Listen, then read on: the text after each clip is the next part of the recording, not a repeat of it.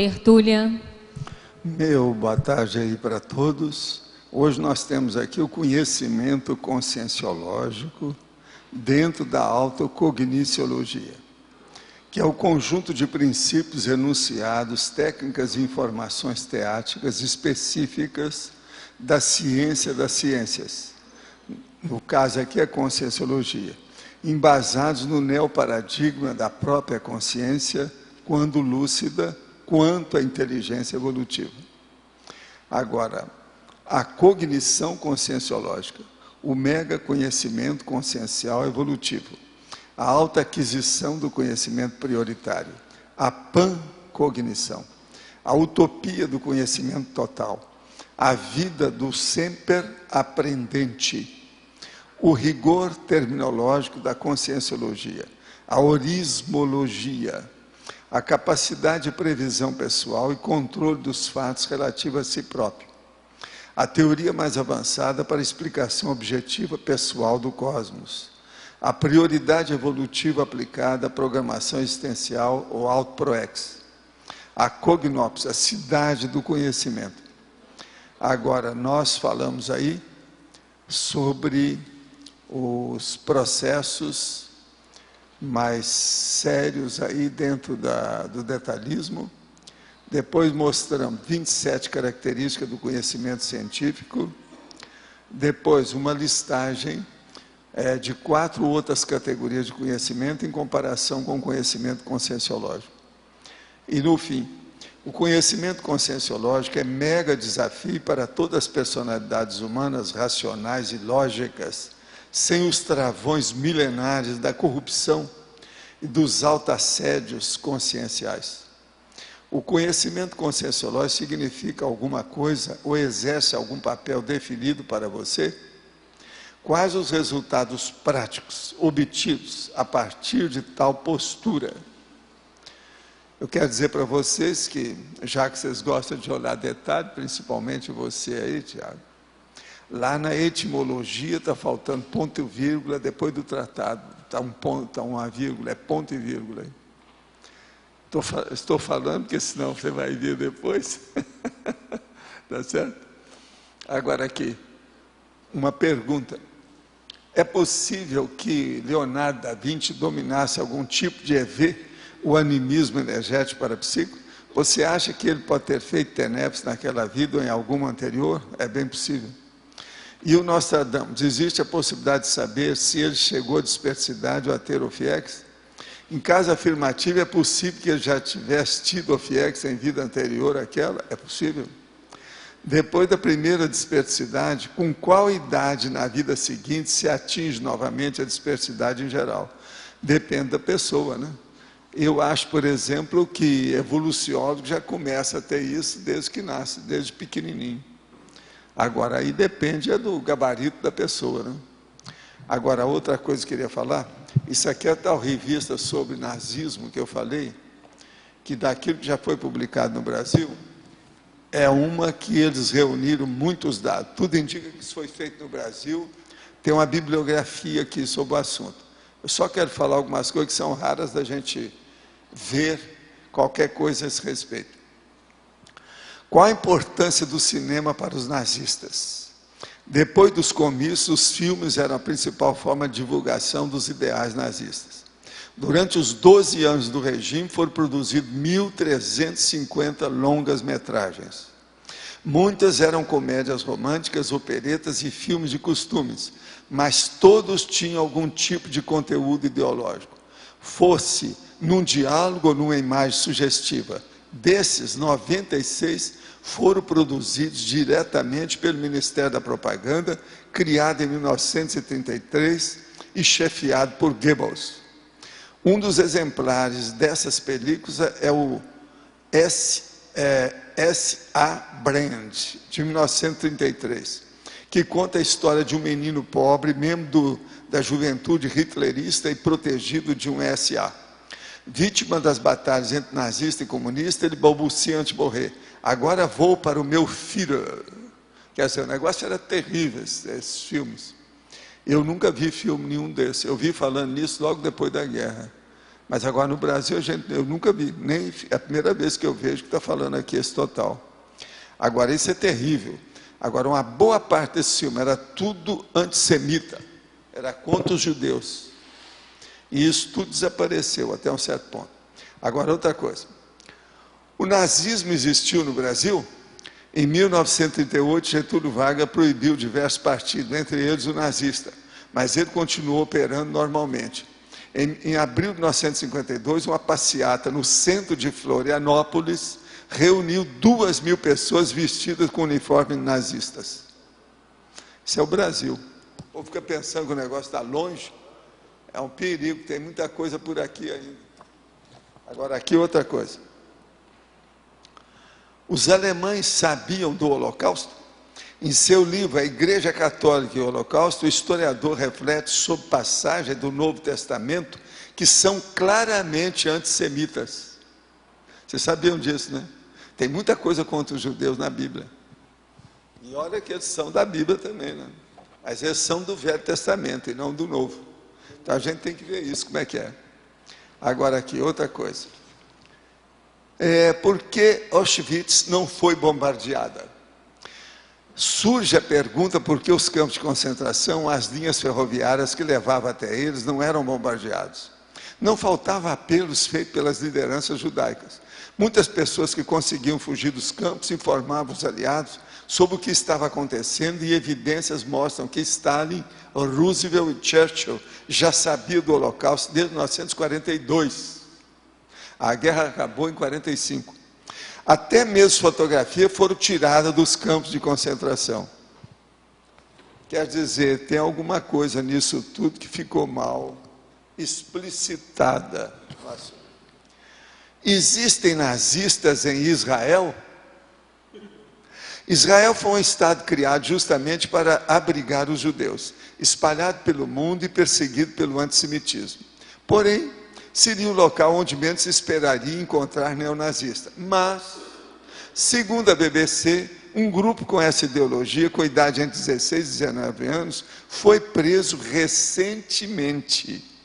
Eles pintavam suástica em sinagogas, distribuíam material racistas e agrediam judeus, gays e imigrantes. Além disso, filmavam as agressões. Isso é Israel, tá certo? Então agora vocês estão começando a entender a natureza humana? Vocês estão entendendo bem isso? Se a gente vai falar umas coisas dessas, ninguém acredita. Fato é fato, não adianta a gente brigar. A gente tem que saber o que se passa por aí. E outra coisa, foi por causa da crise de 29 que os nazistas apareceram. E devido também o problema da Inquisição Católica, que sugeriu muita coisa do nazismo. Agora nós estamos numa nova crise aí, sei lá o que acontece, se os nazistas vão começar a colocar as manguinhas de fora, em algum lugar por aí afora.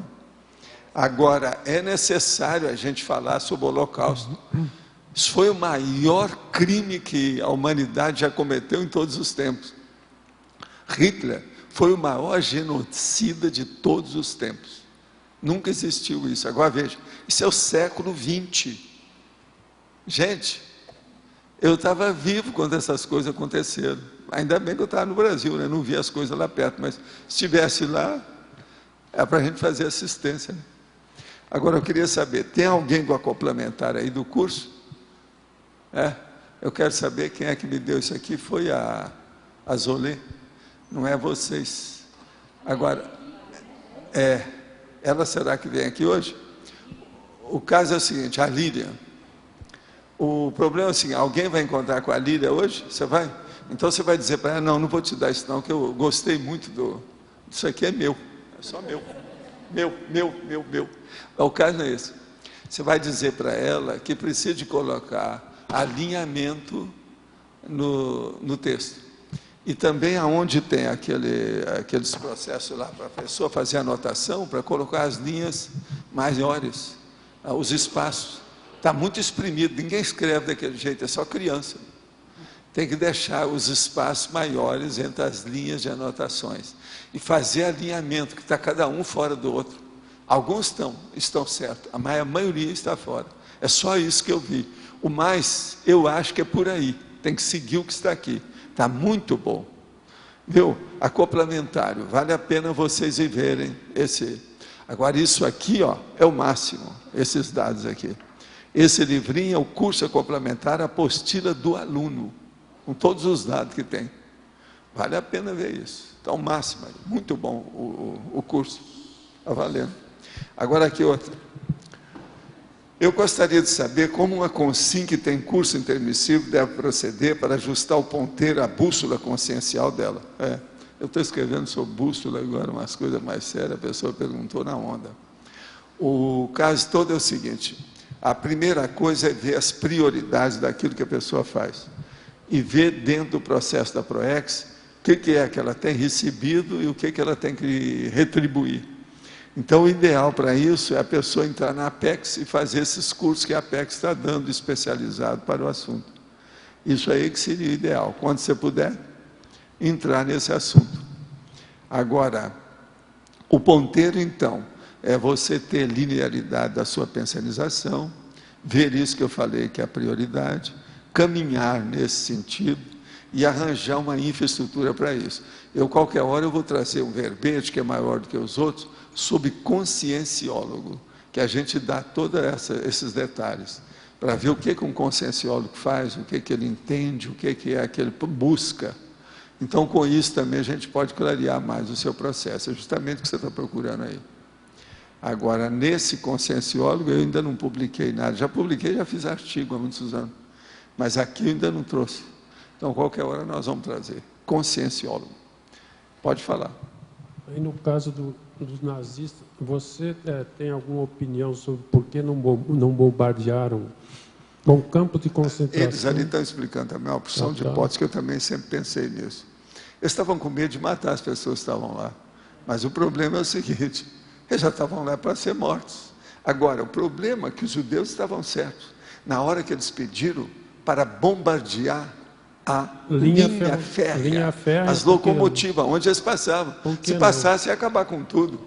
Agora, ninguém sabe disso. Eles ali estão falando que parece que o Churchill era favorável a fazer alguma coisa. Agora, mas os outros dois não eram. Valdo, a União Soviética tem uma conotação, também tinha antissemita. Agora, não sei se o Stalin também...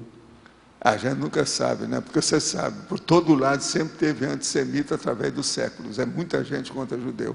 Isso nunca, não foi os nazistas que inventaram isso. Não, eles foram os piores, mas o tempo todo tem. O problema todo é esse. Na época da Inquisição, eles mataram... Não é isso. Poucos anos antes do processo dos nazistas, na própria Europa, houve fuga, tudo quanto é jeito. Eles mesmos estão falando ali.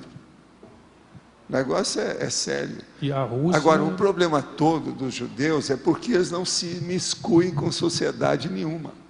Por isso que arranjaram o país para eles. Para ver se eles ficavam lá e criavam.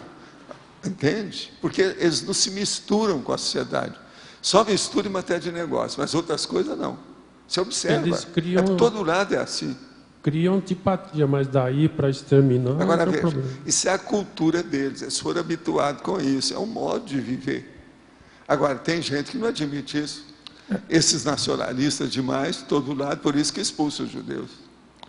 Agora, judeu também tem uma coisa, quando eles veem que a situação está precária, eles caem fora primeiro, vai para outro país, porque eles não têm raiz. Então, isso tudo cria problema para eles do ponto de vista social, né? Isso é inevitável. Agora, eu acho o seguinte, os maiores cientistas mesmo estavam falando, da época da guerra, tudo eram judeus. Ainda bem que eles eram judeus, por isso não foi feita a bomba atômica pelo Hitler, porque senão, como é que seria o mundo se ele tivesse feito bomba? Tem que destacar que o Hitler fez tudo isso porque era popular e o povo apoiava isso. Também tem que... Não era, mas o Hitler não é isso. O Hitler é por causa do processo, da força presencial dele. Ele tinha uma força presencial de mega assediador violento, um dos maiores que já passaram por aqui. E você sabe, isso aí empalma a pessoa. E outra coisa, a Alemanha estava frágil devido ao processo de ter saído da Primeira Guerra. Então, há uma série de coisas que facilitaram o Hitler. Agora, que há uma bobagem enorme deles admitirem aquilo e ir no bico, é um negócio terrível. Agora, ele fez tudo com hipnose, praticamente fascínio coletivo, né? Aquele negócio das grandes shows, o processo tudo de ter o Goebbels, Hitler, o Goebbels por trás. Foi tudo estudado, mas agora o Hitler que foi a cabeça, o Goebbels seguiu o que ele falou. Agora tem que levar em consideração que eles recuperaram a economia alemã depois do problema da crise de 30, e isso fortaleceu o Hitler. Não, e o problema é o seguinte, lá chegavam a tal maneira, eles explicam isso tudo aí na questão do nazismo, que a gente já conhece. O dinheiro estava de uma tal maneira o seguinte, o cara entrava numa fila para comprar alguma coisa. Demorava um pedaço, na hora que ele chegava lá, aquele dinheiro que está na mão dele já não dava para ele fazer a compra. No restaurante o cara Outra coisa, às vezes não valia a pena você ir fazer qualquer coisa levando o dinheiro que tinha que pagar. Aquilo era pesado demais. Entendeu? O esforço de você carregar o dinheiro não valia a pena o que você ia comprar com ele. Quer dizer, é uma inflação absoluta. Agora, total. ele teve um economista lá competente, que eu esqueço o nome, que depois esse cara foi expurgado, mas ele que ajudou a recuperar a economia alemã, um economista que os nazistas colocaram. Foi, mas quem recuperou mesmo foi depois da guerra. Então, pois é, mas teve aquele gordão, depois da crise que segurou a barra, aquele careca. Ele que fez as coisas mais sérias na Alemanha depois. Agora, isso tudo, gente, a nova geração precisa saber. Porque senão aparecem esses bobocas aí, ficam tudo fascinados novamente por alguma ideia dessa, nós estamos perdidos. É preciso de pôr a boca no trombone e falar a verdade. Então, isso aí é importante, essa é uma publicação igual essa. Tem a bibliografia aí, eles pegaram da internet, uma opção de lugares. O povo vai muito atrás de problema econômico. Hein? Parece que saiu em novembro essa revista. Lá no Caruso acabou. Pelo menos não tem. Eles acham que aquilo ainda pode vir mais, ou eles devolveram. Agora, ó, a André vai pedir para mim, para a internet, a coleção que eles têm. Isso aí é uma coleção de várias coisas, eu quero ver o resto. Tem um outro que é sobre o Holocausto. Eu quero ver o que eles pegaram. Quem estudou isso, estudou muito. Não é bobo. Está entendendo? É gente que sabe o que tirou isso aí. É gente, parece que é gente do Brasil que fez isso. É gente que estuda, não é bobo. Agora, é engraçado, a editora é a editora Scala. Mas aí não está falando quem é que foi responsável por isso. Esse é a cabeça, esse cara que fez isso. Mas então, eles tiveram duas recuperações. Uma depois da crise de 30, que foi esse economista que eles depois expurgaram, foi responsável. Foi. Agora, essa condição econômica deu muita força para o nazismo, precisava ver isso. Deu. Que o povo vai muito atrás de melhoria econômica, o povo quer saber do estômago também. Agora, o Hitler tirava partido de tudo que acontecia para influir no povo. O homem era terrível.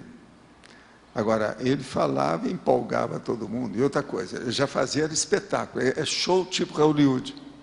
Tudo sound surround, cinemascope. Ele é o seguinte, eles colocavam tudo, eles explicam isso tudo. O livro lá do Fest explica isso, aí também estão falando. O caso todo é o seguinte, ele fazia aquele espetáculo enorme, mas assim, com milhares de pessoas, milhares de soldados, milhares de gente. E aquilo tudo com uns estandartes, com os nomes, as coisas, tudo com muita luz, tudo chamando a atenção. Todo mundo participava do espetáculo. Agora, no fim, eles faziam uma espécie de apoteose, onde que o Hitler aparecia marchando no meio de todo mundo na frente. E aí ele começava a falar com o povo todo empolgado pelo espetáculo. Você está entendendo?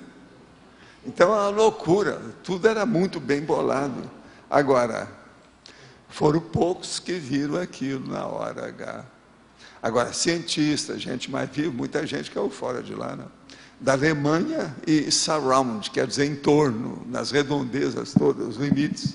Os pensadores, quase todos, foram embora, porque não aguentaram. Tem exceção daquele Martin Heidegger. Esse era nazista, filósofo nazista. Então, tem vários que ficaram lá, muitos erraram, né? Muita gente boba. Não é isso. O Perón era favorável aos processos dos nazistas, por isso que eles receberam muito. A Argentina foi um dos países que mais receberam nazistas depois da guerra. Por isso que é que eu vi aquele monte de nazista lá. O Vaticano, o Pio XII, ele colaborou com os nazistas. O povo fala, mas ele colaborou mesmo. Outra coisa, esse Papa atual, ele era da juventude hitlerista. Aí está falando nele, eles estão querendo defender o Papa indiretamente, mas fala também o que é que ele era. Quer dizer, ele era nazista. Vocês estão entendendo? Esse Papa atual. Então veja, por isso que ele é daquele jeitão. Muito diferente do Papa anterior. Vocês estão entendendo agora? Veja, esse processo da história, a nova geração precisa falar sobre isso. É bom que se comunique, que veja a situação para ver o que é. Esse negócio não pode ser esquecido. O Holocausto não pode ser esquecido. A Segunda Guerra, o nazismo, as loucuras, isso não pode ser esquecido. Tem que ser falado de vez em quando e mostrado a realidade que é. Tudo foi feito aos milhões. Os erros foram feitos aos milhões. Não é fácil. É muita gente assassinada. Não era fácil aquilo. Aí está mostrando como é que eram os campos todos. Treblinka, Auschwitz, Sobibor. Não é fácil. Tem uns 8 desses campos de concentrações que morreram, mas milhares. Outra coisa, vocês já pensaram? Eles tinham uma máquina de matar as pessoas que podiam matar 2.500 pessoas num dia. E não sobrava nada.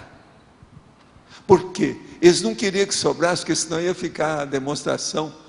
Entende? Tinha que sumir com os judeus. Então eles volatizavam todo mundo. Gente, pensa bem nisso. Eles falam que foram 6 milhões de judeus. Eu acho que foi mais. Eu sempre achei. Depois da guerra eles falavam que era mais. Depois é que fixaram esses números, etc. Tal. 20 milhões. Não, lá eles mataram mais. Mataram, a maioria era civis, que mataram de propósito. Foi. Na invasão. Lá eles mataram mais. Fala de 20, pode ser mais. Outra coisa, matar judeus também lá. Mas pouco. Eu acho que lá também não tinha tanto. A Alemanha tinha mais. O problema foi esse. Professor, pode falar. Esse processo de reurbanização que traz essas conréus, né? Por exemplo, o caso do Hitler, o senhor falou um mega assediador, né? Até que ponto essas consciências que estão lá na baratosfera há muitos anos, que são mega assediadores, até que ponto elas... Existe alguma proteção para o resto da humanidade? No caso, não sei, o Hitler fosse um delas. Pois é, mas é isso mesmo. Aqui, a Segunda Guerra determinou o processo que chegou a hora da reurbanização. Isso, a reurbanização começou mais na prática, objetivamente, pelas coisas que a gente viu, etc., as coisas que eu tenho estudado, de 1950 para cá. Foi mais ou menos 5 anos depois do término da guerra. Entendeu? De lá para cá, então, eles estão colocando o povo para ver o que era. Agora, primeiro houve esse extermínio de gente. E a gente não sabe o que aconteceu com isso, com esse povo todo. Agora, essa turma toda que vai renascer ainda, tem muita gente tudo perturbada. Então é preciso a gente ver o que vai dar. Agora, preciso de mostrar como a natureza humana é. O bicho está aí. Você pega uma pessoa boníssima, você vai encantuar essa pessoa e começa a chatear. Pode chegar uma hora que ela vira o bicho de novo. Ela regride. Você está entendendo? Por isso que é necessário mexer no estado vibracional, mexer com o parapsiquismo, estudar a cosmoética, para a pessoa vacinar contra isso. Eu acho que uma pessoa que não conhece cosmoética, ela é amedrontável para a gente, não para ela. Se você apertá-la muito, ela pode virar bicho. Você está entendendo? Isso é a natureza humana. É o proto-reptiliano, é o lagarto que está dentro da pessoa. Sabe? Está ali dentro, a fera. A ferocidade está só como se fosse uma brasa debaixo das cinzas. Então, ninguém aí está totalmente a cavaleiro, isento, indene, de regredir numa condição dessa, não. Pode regredir, sim. As pessoas ficam doidas de uma hora para outra. E tem gente que fica doida por segmento, a varejo. Tem gente que está bem de manhã, de tarde está totalmente alterada. Daí uma semana está boa de novo. Daí outra semana está pior. A bipolaridade mostra isso, como é que a pessoa muda de manhã para tarde. Você está entendendo? Isso é o bicho animal, é o corpo animal que nós temos. O sistema nervoso está alterado, se falta parafuso, tudo é possível. Você entende? Então, é necessário fazer, nesse processo que eu chamo de reeducação, é necessário mostrar essa realidade dessa história, esses aspectos horríveis da humanidade, para nós sabermos como é que é. E outra coisa, para nós amarmos a humanidade, a fim de ajudar, a fim de assistir. A gente tem que entender. Esse é o caminho. Pode falar. Valdo, eu conheci o Ben Abraham, que foi sobrevivente do campo de concentração de Auschwitz. E até hoje, essa questão de não terem bombardeado os campos e não terem bombardeado as linhas férreas, gera uma revolta muito grande. Até hoje o negócio não está bem resolvido. E agora eu queria fazer uma pergunta sobre a questão do Stalin, tá? Stalin não foi equivalente a Hitler, na sua opinião? Não, ele foi horrível, mas agora veja, ele não estava diretamente lá dentro, porque o Stalin já era doido mesmo, o povo já sabia que ele era doido. Você sabe que o Stalin teve uma temporada que ele entrou numa depressão, a hora que a guerra piorou, que ele passou dentro de casa que não podia nem chegar perto dele. O cara era totalmente pirado. Entende o que quer dizer? Agora, outra coisa, o Stalin matou gente deles lá mesmo, com a história toda dele. Mas a ideia dele, ele tinha até, achava que era um iluminado, que estava ajudando todo mundo. Agora, o Hitler não. O Hitler, ele tinha a filosofia do processo. Ele fez até livro explicando o que era. Entende? Ele era lúcido da situação, do mal que ele estava praticando. Agora, Stalin não, era muito doido, muito, entende? Doente mental, demente, psicopata. O Hitler era, mas o Hitler era muito mais consciente. Agora, de todo mundo, eles mesmos falam aí, o maior assassino da história humana é o Hitler. Outra coisa, o Stalin não fez troço para matar 2.500 pessoas num lugar só assim, não. Presta atenção. O Hitler, ele comandou isso tudo, incentivou, mostrou a filosofia do processo, as técnicas que devia de fazer. Você quer coisa pior do que isso? Não tem ninguém que aconteceu na história humana que eu conheço, não tem ninguém igual ao Hitler, não. Agora, o Stalin matou mais. Lá eles mataram muito mais, não pode nem comparar. O maior genocídio que houve em número foi da Rússia. Mas agora, o pior é o Holocausto mesmo aqui. Outra coisa, você já pensou fazer capa de livro com pele humana? Tem paciência, gente, que é isso? Os absurdos, isso aí é o cúmulo de tudo. Entende? Pode falar. Eu estou fazendo uma complementária pela primeira vez. E um dos relatos que tiveram quando eu estava lá, né, falaram sobre o nazismo. Era uma coisa que eu não tinha pensado, então... Você vai voltar para a Europa, seu povo está lá, a família está lá. Você vai observar de perto o que é que se passou. Muito embora para onde você vai, eles andaram ajudando, mas é que o povo lá só pensa em dinheiro. Outra coisa, esse país que você vai é um arsenal. Debaixo dele é um arsenal. E eles acham que são os maiores países de paz do mundo. Mas eles têm a maior infraestrutura de autodefesa militar para o tanto da população que eles têm. A Suíça. Você vai ver isso lá. Pergunta para ele quais são os arsenais, o que é que tem aí debaixo, como é que é a situação. Isso é a Suíça. Outra coisa, pergunta como é que os homens fazem. Todo ano eles têm que prestar serviço militar. Se você for para lá e arranjar cidadania, você vai ter que envergar uma farda. Faz parte do serviço. Para defender a pátria. Estou só te alertando, tudo é um problema de passado recente, não é isso? Professor Valdo. Sim. Aqui. Falando de nazismo e falando aí da filosofia e dos caras que saíram, os caras que ficaram, e se critica muito o Heidegger por causa disso, foi um dos que ficou lá e tal. Mas, tirando esse aspecto da biografia dele, da relação dele com o nazismo, do ponto de vista do conteúdo, o que o senhor acha da obra do Heidegger? Muita besteira. Não dá. Tem muita gente muito melhor que ele. Esquece esse cara e pega outro. É o melhor que você faz. Não dá. Se uma coisa não presta, não presta mesmo. Se uma pessoa dessa, escuta, em matéria o cara é filósofo. Agora ele entra na filosofia política, porque nazismo é filosofia política. Agora ele entra na filosofia política, ele vai aplaudir o nazismo, não dá. Essa pessoa, que é isso? Não dá, já é, esse aí é cão feroz. Não adianta querer dourar a pílula, falar isso aqui, eles tentam melhorar, né? Recuperar, tirar o estigma do cara, não adianta nada, esse aí não tem jeito. É vomitivo esse Heidegger. Ficou bem estigmatizado. Leia mesmo. tudo sobre ele que você vai ver. Agora, ó, o melhor é não ler para você não perder tempo. Tem muita gente muito melhor. Leia o Adorno, que é mais ou menos da mesma época da situação, com um monte de coisa deles. O Adorno é melhor. Olha lá a turma de Frankfurt, tem outros elementos melhores do que ele. Está entendendo? Melhor. Frankfurt. Ah, é? Ah, aqui, ó. O livro do Heidegger não vende, não tem saída, está falando. A gente pedia no início, mas a gente desistiu, Pois é. porque não sai, não vende, fica lá a eternidade.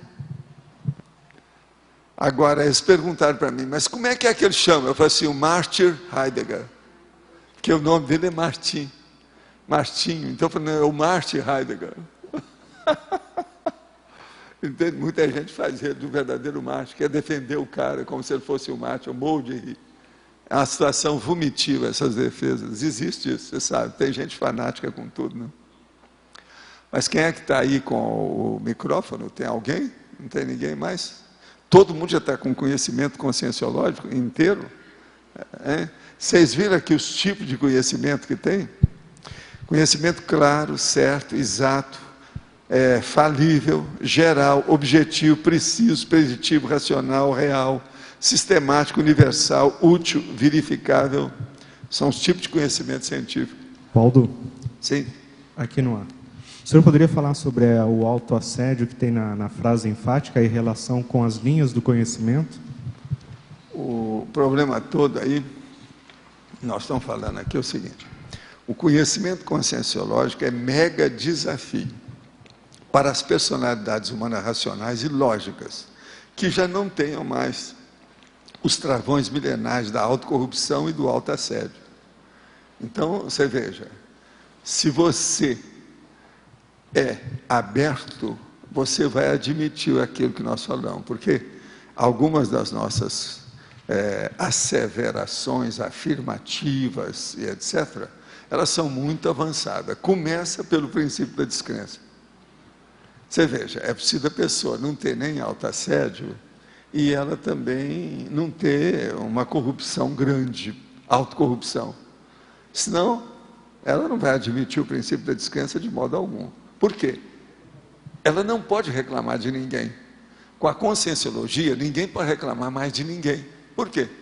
É você que tem que fazer o esforço pessoal seu, é que tem que levar você às conclusões mais avançadas.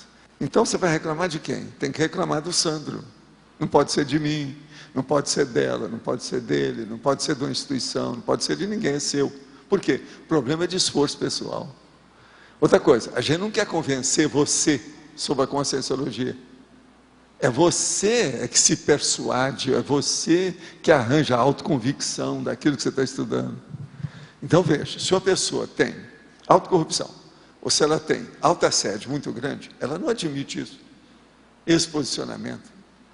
Então esse aí faz um motejo, entende, uma cara de vira o nariz, faz uma piada, cai fora, eles não admitem. Então, o processo nosso hoje, para admitir esse conhecimento a partir do princípio da descrença, não pode ter nem corrupção, nem autoassédio. Então, tipo, a linha de conhecimento, seja teológica ou científica, ela é criada até certo ponto para defender esse autoassédio, essa autocorrupção. É lógico, o tempo todo. Por isso nós estamos falando, olha lá, ó, conhecimento científico, filosófico, popular e teológico. Ao teológico, dogmático, canônico, clerical. Valor ativo, inspiracional, sistemático, não verificável, infalível, peremptório, exato. Segundo eles. Mas não vale nada, não tem nada de exatidão. Você vai falar, por exemplo, as bobagens, por exemplo, da Igreja Católica.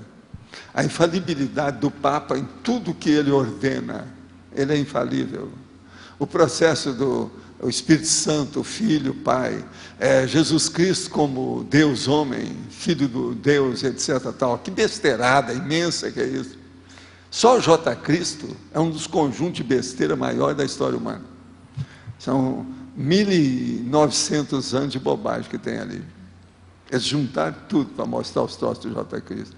E são de morte. Agora, tudo é um tabu, né? Tudo é um tabu. Começa pelos tabus. Olha o santo, o salvacionismo, o processo da santificação, o nicho da santidade, isso tudo é de morte. Agora veja, eu sou contra essas ideias há mais de 1 milênio. Sofri muito com isso, de tudo quanto é jeito. Agora hoje é o máximo, a hora que você pode falar isso, mas hoje eu já não tenho mais nenhum motivo para estar falando isso. A coisa já perdeu tanto valor para mim que não vale mais a pena. É uma pena que na época que aquilo ainda você vibrava com isso, você não podia falar. Se fosse agora, agora não interessa mais. Eu já perdi. Sabe o nome que é isso, né? O gás. Tem vários nomes para isso. Aquele negócio do T grande. Sabe como é que é? Acabou. Não há mais isso. A testosterona já não vibra mais para falar sobre essa besteira. Você já viu coisa tão pior do que isso tudo ficou pequeno. Você está entendendo? Em matéria de patologia. Isso que eu estou falando mesmo do nazismo, por exemplo. Compara. Por exemplo, a Igreja Católica, até um certo ponto, com Pio XII e o Papa anterior, eles participaram das coisas por causa do Mussolini, que é o negócio do fascismo na Itália. Você sabe disso. Agora, o que é que se passa? Eles ainda foram pequenos. Os alemães fizeram mais bobagem. Mais do que os italianos. Agora, o Hitler era fã do Mussolini. E ele errou muito nisso, porque ele depois se arrependeu, deu uma opção de coisa contra ele. O Mussolini empolgava as multidões, tudo quanto era jeito, pelo jeitão dele, no início. E outra coisa, tinha umas pessoas lá também que não tinha cabeça, igual aquele Badólio, aquele povo todo, não é isso? Agora ele foi mal na guerra também. Foi. Agora, seguinte, aqui nesses 5 conhecimentos aqui da página 20, eu queria que se aprofundasse o que é aproximadamente exato, inexato e exato. Você já falou do teológico aí, tudo bem, mas... Não, agora aqui. Conhecimento científico, paradigma convencional eletronáutico, real, factual, contingente, sistemático, verificável, falível, aproximadamente exato. A ciência não fala que tem nada exato. Se ela fala, está errado. A mesma coisa, o nosso conscienciológico também, nós não falamos que tem coisa exata. Tudo é aproximado, porque depende do momento evolutivo seu. Agora, por exemplo, a Igreja Católica não, é exata. Tudo que eles falam é peremptório, porque é um dogma. O dogma é exato. Está entendendo? Agora aqui, o filosófico. Valorativo, racional, lógico, sistemático, não verificável, teórico, infalível, exato. O filosófico eles querem que seja exato, que é outra besteira muito grande. Não, isso não tem conforme cabimento. O filósofo ele quer. Não tem cabimento. Né? Agora, o popular, artesanal, pragmático, tradicional, valorativo, reflexivo, assistemático, verificável, falível e inexato. Esse é o pior de todos eles. Esse é inexato. Esse é o pior deles. Quase total. Esse aí é o que é o da plebe da época que a Igreja Católica mandava através da monarquia. Esse é o pior deles. É aquele do pé de chinelo da época, que é aquilo que nós chamamos da Robex. Ou seja, da massa humana impensante. Esse pode ser o senso comum, sei lá. É o senso comum, o senso popular, etc. Agora aqui outra pergunta. Na internet achei informações que indicam que os japoneses, sob o comando do imperador Hirohito, foram piores que os nazistas durante a Segunda Guerra. Você não acha que o imperador Hirohito é pior do que Hitler? Não, de modo algum. Eu estudei muito isso e vi as coisas. Se você está querendo, já que você viu a internet, então eu vou te dar um nome. Procura um japonês chamado Tojo. Tojo. T-O-J-O. Esse foi pior do que Hirohito. Hirohito era um boboca, coitado, que foi criado pelo processo da tradição. Aquilo era problema da tradição, que eles respeitavam como se fosse um deus em carne e osso. Agora, o Tojo, esse sim, fez muita besteira como japonês. Mas não fez nem, não chegou nem perto dos nazistas, não. E outra coisa, era pouca gente. A guerra deles foi menor. A guerra dos alemães foi horrível. O alemão fez blitzkrieg, invadiu o país, de uma hora para outra eles às vezes tomavam um país em 2, 3 dias. Era uma loucura toda. E outra coisa, eles estavam com um exército que engolia todo mundo. Agora, os japoneses foram muito ingênuos, porque tudo era na base do processo do imperador, aquela coisa toda. Então, você sabe, uma pessoa assim não pensa. Agora, pensa só quem é que foi o Tojo. Isso aí é pouco falado, as coisas aqui no Brasil não falam muito. Mas o Tojo eu estudei muito pelo seguinte, vou contar para vocês como é que era. A guerra começou em 1939, eu tinha 7 anos. Então, no Brasil, o que é que eles fizeram? Os americanos começavam a mandar uma revista chamada Em Guarda. Em Guarda, quer dizer, na defesa. Agora, ali vinha tudo para fazer a propaganda dos aliados e milhões de coisas. Então, no Brasil, o que fizeram também? Eles incentivaram a fazer figurinhas. Então, nas figurinhas da guerra, vinha tudo quanto era avião, vinha tudo quanto era líder, e nas próprias figurinhas já mostrava os caras que eram ruins, já aparecia com cara de capeta. Você está entendendo? Para os meninos já ficar tudo dentro do processo da propaganda.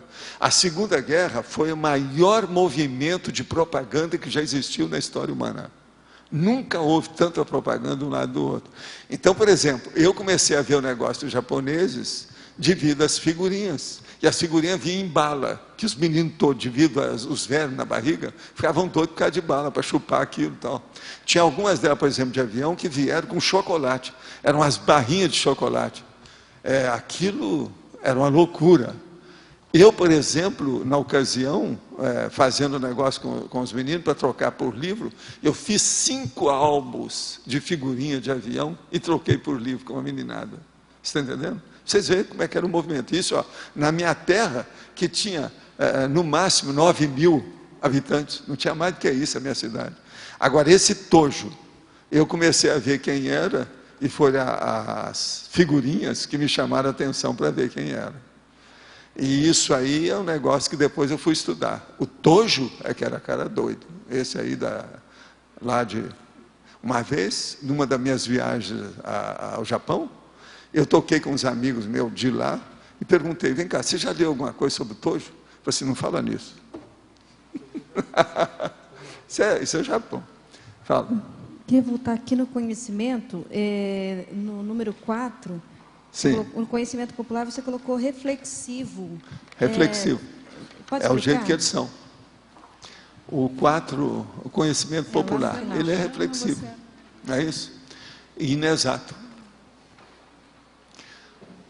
Um velhinho, por exemplo, está lá na fazenda. Ele tem o conhecimento dele. Não, você não pode plantar eucalipto perto da sua casa, porque ele atrai o raio. Outra coisa, ele chupa a água toda... A hidro do processo que tem aqui, ele é reflexivo. Já entendi. Outra coisa, ele chega para você e fala assim, eu vi uma correição de formiga hoje de manhã, deve chover até a noite. A reflexão. Aquilo vai passando de uma pessoa para outra, é reflexivo, você não pode dizer que não seja. Tá certo? Pode falar. Página 17, detalhismo. Eu queria que você, por favor, explicasse teoriologia, a teoria do paraconhecimento. Teoriologia, a teoria do paraconhecimento. Essa aí é o seguinte, o paraconhecimento existe através da teática, ou seja, da teoria e da prática. Agora, a teoria é baseada na vivência que você tem da multidimensionalidade. Então, para isso, você tem que usar o seu holossoma. O holossoma, ou a coisa mais importante para você começar a estudar a teoria, é ver o energossoma. O energossoma, então, depois, você vai combater as tolices do psicossoma, levar isso tudo para o mental soma, para depois você começar a estudar o soma. Não estudar o soma do jeito que a medicina faz, ou a fisiologia, ou a antropologia faz, mas estudar o soma encaixado dentro desse polinômio do corpo, que é o holossoma. Então, soma, energossoma, psicossoma, mental soma. Agora, isso é que é a teoria básica da história. A partir disso, a pessoa tem que começar a destrinchar isso aí, até chegar na parte prática, objetiva, que aí entra estado vibracional, por isso que a gente fez os laboratórios, são as dinâmicas aqui de parapsiquismo e tudo mais, o acoplementar que está se dando esse fim de semana, tudo é baseado nisso. É porque através do energossoma que a gente tem a sinalética, a manifestação de... Não, porque o energossoma, ele é mais sério do que o processo de parapsiquismo. Ele é a vida intrafísica. Com o EV, você tem a chave de todas as portas dessa dimensão. Sim. Mas tudo é secundário. Ampliou Porque bastante. tudo aqui é uma vida energética. Entende o que quer dizer? Tá. Agora, a energia, o que é? Existe no cosmos duas verdades, duas realidades, duas coisas básicas. Uma consciência, a outra energia. A energia nada mais é do que o instrumento que a consciência faz para movimentar as coisas em torno dela. Então, tudo isso aqui é ilusão e é relativo. O que interessa é o que está atrás da testa de todo mundo aqui. Por exemplo, seu dedão não vale nada, é o hálux, não vale nada. Ele não tem cérebro. Agora, veja, ele participa até um certo ponto da pré-kundalini, então ele tem energia. Então, é preciso levar a energia a sério, até no hálux, o dedão do pé. Tá ótimo. Claro? Obrigada. Bom, aqui. Aonde que é? Na quarta linha, aqui. Na quarta linha, na fatologia, a capacidade de previsão pessoal e controle dos fatos relativos a si próprio. Podia falar disso e fazer um paralelo com a principiologia que você colocou lá, o princípio do controle pessoal. A capacidade de previsão pessoal e controle dos fatos relativos a si próprio. É a pessoa que começa a estudar a autoconscienciometria e ver quais são os potenciais que a pessoa tem, quais são os dons que ela já colocou a funcionar e outros que ela ainda não colocou. Qual é também as fraquezas dela, os trafares que ela tem. Por exemplo, a memória falhada, que de vez em quando esquece as coisas, esse processo todo. Então, a pessoa, com o passar do tempo, ela pode fazer uma previsão. Então, chega alguém e oferece para ela um emprego. Ela, às vezes, recusa, porque ela não vai dar conta daquilo. Fizeram isso com o Einstein. Ofereceram para ele a presidência de Israel. Ele recusou. Por quê? Não, eu não sou bom de contato com os outros. Isso aí é uma fraqueza minha. Quer dizer, ele foi muito sincero. Ele, judeu, etc., podia estar lá no top da história. Você está entendendo? Ele afastou, porque não, eu não sou bom nisso. Eu não sou bom. Socialmente, ele não era bom. Ele mesmo reconhecia isso. Porque ele não mexia com energia consciencial. Ele não sabia nada sobre energia consciencial, o Einstein. Então, ele é um bom exemplo para a gente ver esse processo da capacidade de previsão pessoal e o controle dos fatos relativos a si próprio. Ele evitou, porque aquilo ia dar muito aborrecimento, em primeiro lugar, para ele, e depois para os outros. Porque eles iam acabar manobrando o Einstein. Agora, eu te pergunto, até que ponto será que não sugeriu de propósito? Judeu, entre judeus, são muito inteligentes, sei lá o que não tem. Outra coisa, em matéria de política, os judeus são mais políticos que todo mundo. Os maiores políticos da história humana, a meu ver, são judeus. É que isso não aparece na história, porque é tudo segredo. Segredo é a alma do negócio. Entende? É por isso que você fala da responsabilidade deles lá em Israel. É terrível. Eles têm domínio do negócio. Pois é. Agora, veja, os jornais aí estão trazendo, inclusive agora, o último número do Caros Amigos, tem lá um artigo de uma pessoa que fala, Israel, e coloca tudo, vocês estão pior do que os nazistas. Como é que é isso? Explicando tudo. Que eles estão agindo pior do que os nazistas lá com os palestinos. Vocês querem descontar o Holocausto? Está lá, está no Caros Amigos. Um cara escreveu um artigo explicando isso tudo e fazendo pergunta para Israel. Professor, aqui no C. Aqui, ó, no C. Sim.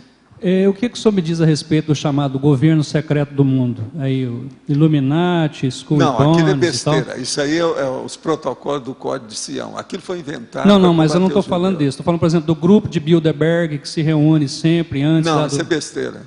Eu não acredito nisso. Não. Não admito, não aceito, não dá os fatos, não me convence. Porque tem muita história acerca Tem muita disso aí. coisa.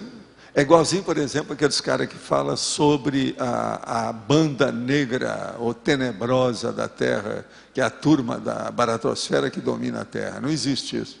É porque tem uma Se a baratosfera dominasse a Terra já tinha explodido, já tinha acontecido alguma coisa, tudo já tinha morrido. É porque tem uma coincidência muito grande que sempre antes da reunião daquele chamado grupo do G7, G8 e tal, esse chamado grupo de Bilderberg se reúne uma semana antes. Sim, mas eles ficam reunindo. Mas e ninguém fica sabendo o que corre ali. Aí em Porto Alegre também já não reuniram, não tem esse outro aí, esse social que tem, essa reunião, também é a mesma coisa. Agora eu não acho... social. Eu não acho que isso aí tenha muito valor. Tem fundamento, não. Uma outra coisa. Todos esses grupos estão desnorteados. Tudo estão com desor. Desor é uma das piores doenças que uma pessoa pode ter. É desorientação consciencial. Desor, que eu chamo. Eles todos estão com desor. Olha o que aconteceu lá em Davos. Estava todo mundo olhando um para o outro, ninguém chegou a conclusão nenhuma. E outra coisa, é o povo do dinheiro, do poder... Muito mais do que o grupo de sociais que tem aí, do Lula, desse povo. Lá é muito mais sério. No entanto, eles estavam sem palavra. Todo mundo mudo, não sabe o que fazer com a crise que está aí. De modo que o processo é esse. Eu não admito muito esse negócio de underground, mas não, a Terra não tem mais isso. Por isso que você não está vendo os negócios dos nazistas, está tudo vindo aqui. Você pegar esse negócio dos nazistas aqui, está falando o que é que o nazismo tinha 1% de coisa boa e o que tinha 99,99999, sei lá quanto, de coisa péssima. Mesma coisa dos judeus.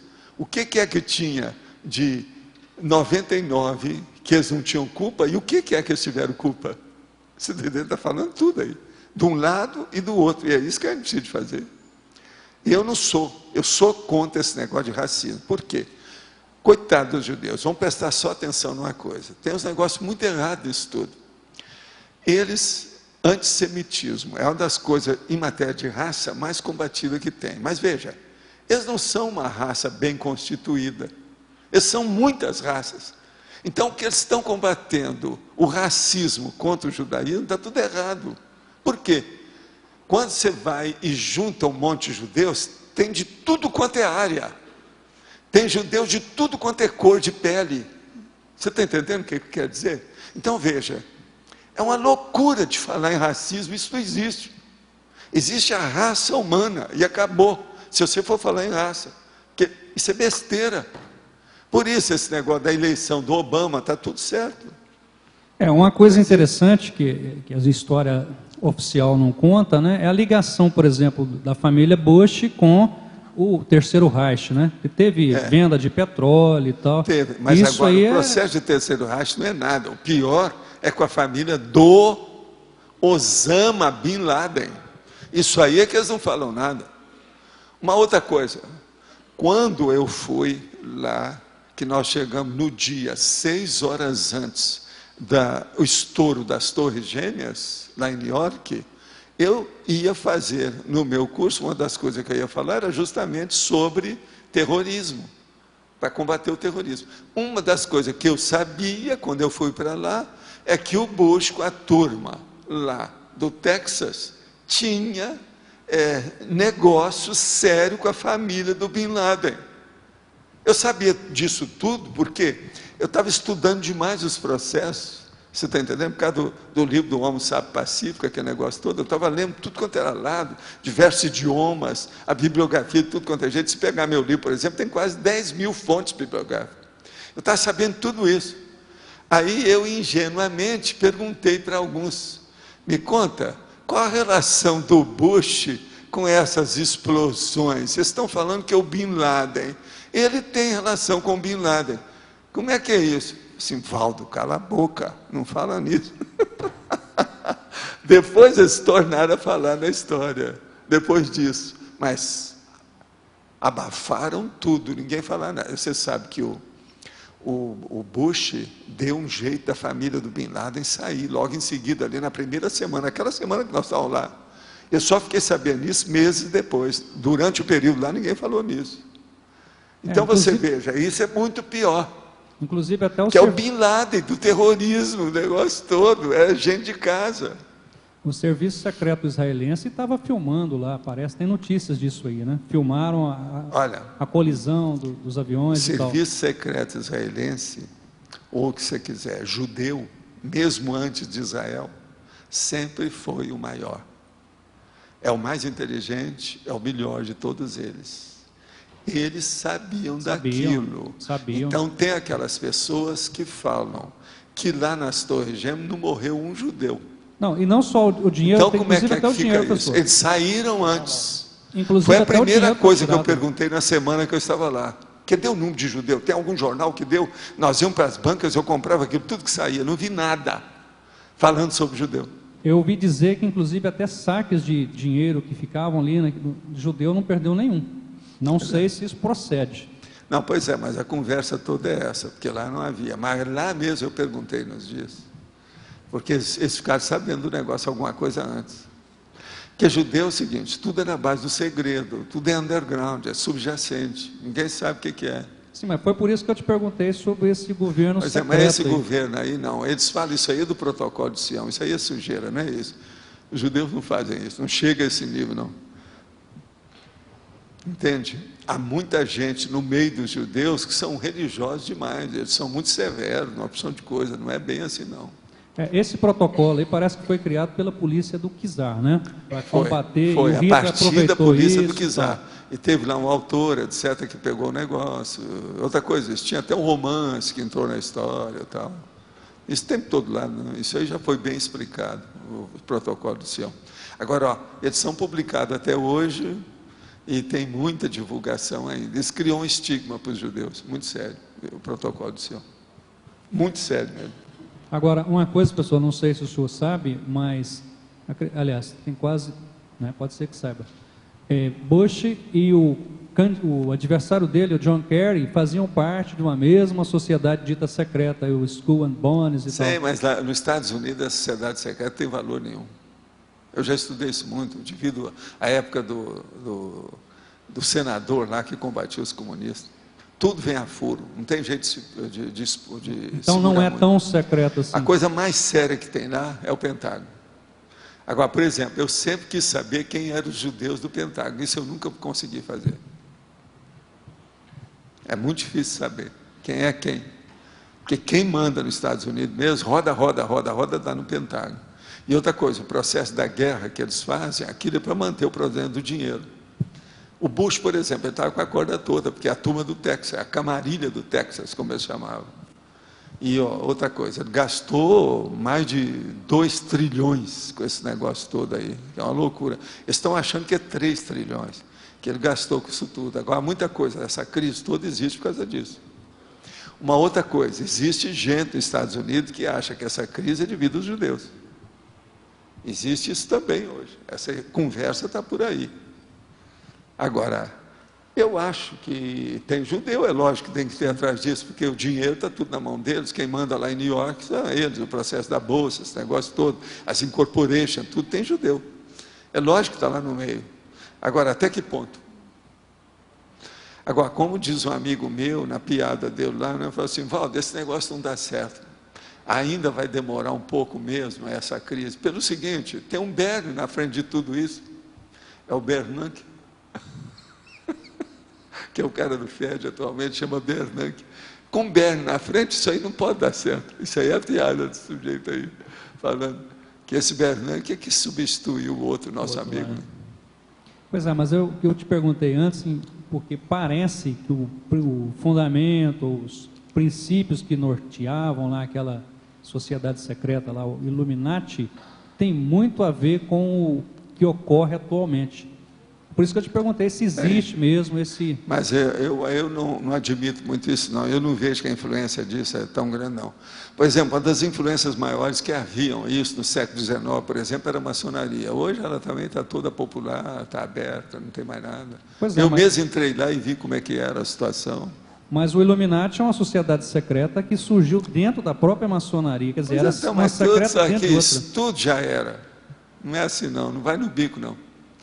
Entende? Não, eu não estou indo, é justamente para eu sei, você está investigar, estudando. lógico.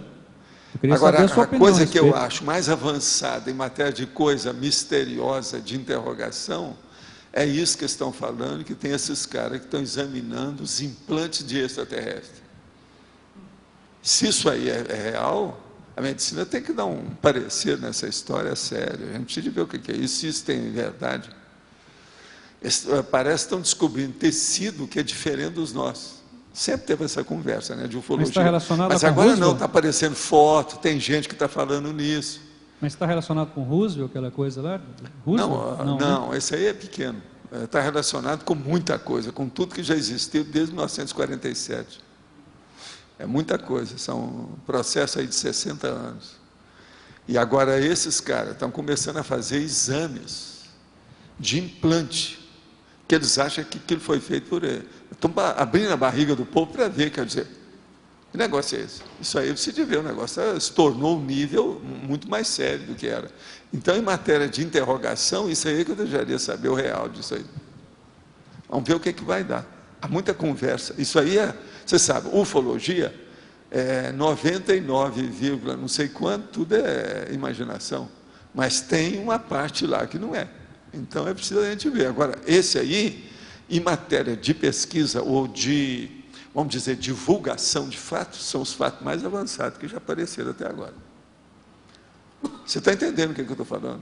Examinar material de implante no corpo das pessoas, o negócio já não é brincadeira, isso aí agora está muito concreto, precisa examinar se isso é real mesmo. Eu estou de olho nisso, se você vê alguma coisa, me fala, eu desejaria saber o que se passa com isso real. O Gevaer, com a turma da ufologia, tem publicado aquela revista que é a maior do mundo, atualmente é publicada no Brasil. Mas a gente não sabe, não pode ser só uma fonte, precisa de ver os dois lados, todo lado, né, o que eles estão falando sobre isso. Queria saber o que mais ajuda a fixar o conhecimento conscienciológico. O que mais ajuda é a vivência, a praticidade, o pragmatismo, a pessoa dá o exemplarismo, aquele negócio, princípio do exemplarismo pessoal, PEP. Isso aí que é a coisa mais séria. E outra coisa, é isso também que vai fixar, por exemplo, a TENEPS, ao FIEX, entendendo? Tudo que a pessoa já conquistou nesse corpo, nessa vida, ela vai fixar isso para o auto-revezamento das próximas vidas. Agora, o Swedenborg, ele teve a recaída, né, com a ciência. Queria saber, a partir de que ponto na escala evolutiva a pessoa não regride mais no conhecimento conscienciológico? Eu penso que é só serenão. Ah, é? Eu não ponho a mão no fogo para ninguém. Escuta, Allan Kardec teve recaída, Swedenborg teve recaída, você está entendendo? Um monte de gente que teve recaída. Como é que fica? Mas eles não eram despertos, né? Por exemplo, a própria Blavatsky teve recaída. Outra coisa, o Gandhi teve recaída. Você sabe que o Gandhi ia para a cama com uma parente dele, uma menina, né? Sobrinho. Como é que é isso? Tem umas coisas esquisitas em matéria de recaída. Então, mas aí eu queria saber assim, nessa vida, em cada vida humana, a pessoa vai trabalhando uma vida correspondente ao passado, né? Sim. E aí ela acaba, muitas vezes, tendo um recesso daquele conhecimento que ela já adquiriu em função do próprio soma ou da ProEx. A partir de quando ela consegue ter uma vida humana e reunir tudo que ela sabe de conhecimento? Não, isso aí depende dela e o que ela está fazendo. Agora, quase sempre é quando ela começa a se interessar pela humanidade. Porque o problema todo evolutivo nosso é esse. Enquanto a pessoa está pensando só do egão, é uma coisa. Quando ela começa a pensar na humanidade, esquecer o egão, a coisa muda tudo. É a hora, então, que ela deixa de ser bicho. É só nessa hora que o animal desaparece. Antes disso, eu acho muito difícil. Então, por exemplo, o Heidegger, que ele estava falando lá, ele não saiu, ele não foi para a humanidade. O cara defender nazismo. Outra coisa, dentro da política, é difícil achar gente boa, que tenha assim, uma visão mais ampla da cosmovisão aberta, que é aquilo que eu chamo do abertismo consciencial. É a base de tudo, né? Agora, veja se tem lógica isso que eu estou falando para você, porque tudo isso aí precisa de muito estudo ainda, né? A parte teática da coisa. Outra pergunta. Enquanto a pessoa não adquire conhecimento conscienciológico, então não tem como ela avançar muito na escala evolutiva, né? Não, ela avança, mas ela é limitada. Ela tem você está entendendo? Um travão. Porque, como é que vai ser? Por isso que eles fizeram os cursos intermissivos. Pois é, mas a escala é toda se isso baseada caminhasse em... sem precisar de intervenção, não teria curso intermissivo. Porque a escala é muito baseada na questão da multidimensionalidade. Pois é. Mas é uma pessoa da eletronótica. O problema é a pessoa não esquecer a paraprocedência. Todo mundo esquece. Agora, por que fizeram a religião? Que era para lembrar da paraprocedência. Mas fizeram a religião para mobilizar e manipular e fazer o que bem entender, criando só boneco de ventríloco. A religião foi feita para isso, no fim. Então o negócio não dá certo. Você está entendendo? Aí outra coisa, por que o Pontes não conseguiu chegar ao parapsiquismo através da intelectualidade? Ele estudava demais. Então, mas ele estudava demais o processo de direito. Agora ele era totalmente siderado com o processo. Ele era especializado em direito. Mas... Ele examinou dentro do direito, ele tinha a cosmovisão do direito. Ele viu que ele era superior à média que estava aí. Então ele falou assim, eu vou fazer aquilo que eu posso aqui dentro. Mas ele estava certo. Mas o tanto de dedicação que ele tinha aquilo... A maior inteligência dele foi ele não ter entrado, por exemplo, para fazer obra de arte. Senão nós estávamos perdidos. Ele ia desperdiçar a vida dele. O Ponte não. Ele foi correto até o fim, tudo direitinho, bonitinho. Mas eu não entendo como que uma pessoa que tem estudado tanto, ele estudava tantas horas seguidas, como que ele não entrava em estado alterado? Olha, ele não teve a oportunidade de estudar as coisas mais avançadas. Ele estudou os jesuítas, só. Parou nisso. O direito não permitiu que eles saísse para outra área. Agora, o problema dele é a elaboração do pensamento dele, que era impressionante. A capacidade de elaborar o pensamento é o problema da autopensanidade. Mas uma pessoa mexendo muito com a cabeça, com a intelectualidade, não chega a algum ponto que... Não chega porque ele estava lá, ele estava destrinchando, você sabe o que é? Fazendo a dissecção do processo do direito. Agora, o direito, você já viu, é das maiores bibliotecas que existem de direito. Agora, ele entrou em tudo isso. Uma das coleções dele tem 60 volumes. Mas o nível que ele tinha de conhecimento não era um nível para ele conseguir já fazer o conceptáculo. Se você encontrasse com ele, você ia respeitar aquilo que ele estava fazendo. Não dá. Escuta, você vai encontrar com a senhora, ela está aí com 70 anos. Ela é parteira desde os 15. Agora, você vai começar a falar, por exemplo, em disco voador para ela? Não conjumina, não dá. Você está entendendo o que eu quero dizer?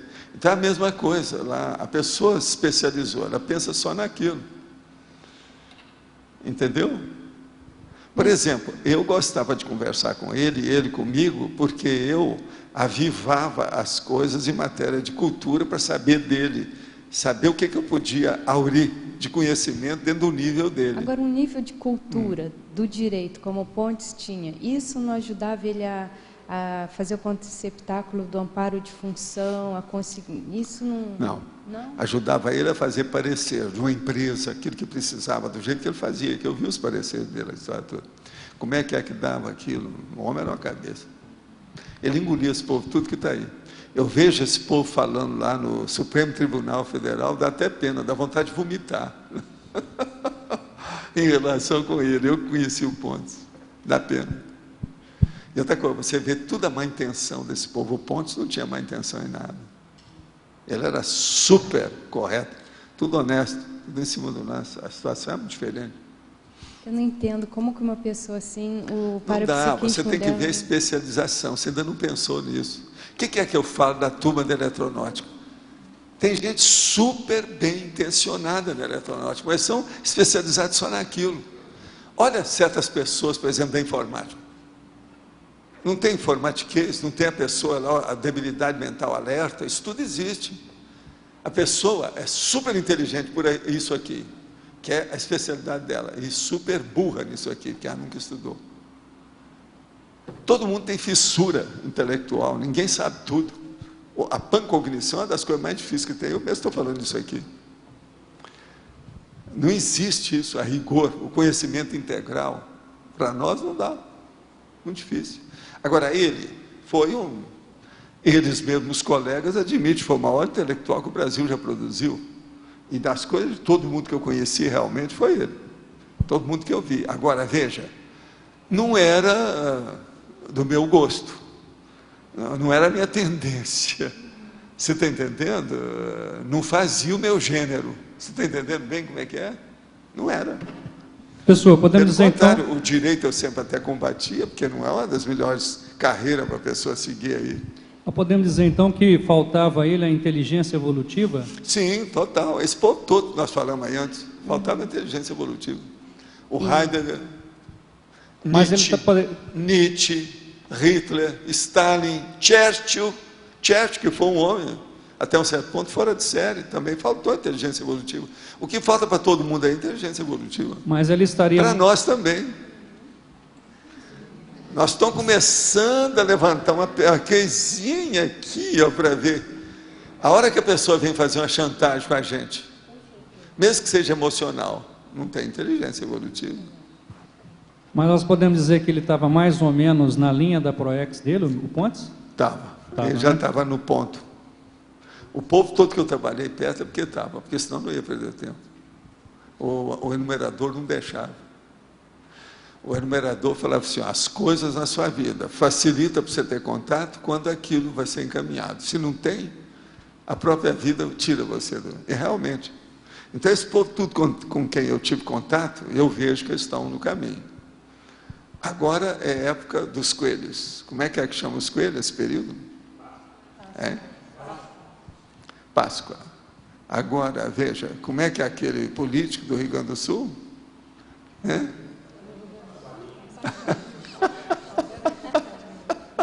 Está abrindo a Páscoa. É o Alberto Pasqualini. Esse aí, por exemplo, a hora que eu vi e notei que os meus amparadores estavam me levando para eu ver as coisas dele, eu falei assim, esse cara é grande. Agora o cara morreu logo, não durou muito. A mesma coisa, por exemplo, quando eu fui para o Japão, eu não sabia se eu ia fazer o curso ou não do Sakurai. Eu queria sondar, porque mineiro, né, desconfiado, que é o negócio todo. Quando eu cheguei lá e vi que os amparadores, tá tudo, não, é aqui mesmo, que é a minha praia, entrei. Tudo assim. O Pietro Baldi, eles trouxeram, o Pietro Baldi chegou no Brasil como se fosse o salvador da pátria, Sassamutema. Eu, desconfiado, coloquei a mão. A hora que eu vi a energia do cara, conversar com ele em casa, a gente almoçando, aquele negócio todo, é esse. O que eu pude, eu conversei com ele, vi as coisas todas, porque o homem era fora de série. Agora, o Ponte foi a mesma coisa, o Dr. Pontes. Há um monte de advogado que eu tive contato na mesma época, por causa das coisas das indústrias, a indústria lá de São Paulo, você está entendendo? Onde eu estava, com o povo todo, em família, tudo. Outra coisa, julgando carteado com eles para fazer social. Então, eu sabia tudo como é que era isso. Outra coisa, ex-ministro disso, ministro daquilo, ministro que não sei o quê, tudo ali. Mas ele, eu falei, esse é fora de série. A gente via. O outro que era fora de série, mas ele também era totalmente assim, era o Dr. Billiam, o irmão da dona Erna, Dr. Billiam, um cara, só a força presencial, alemão, hein? Eu estou falando dele porque ele está aqui.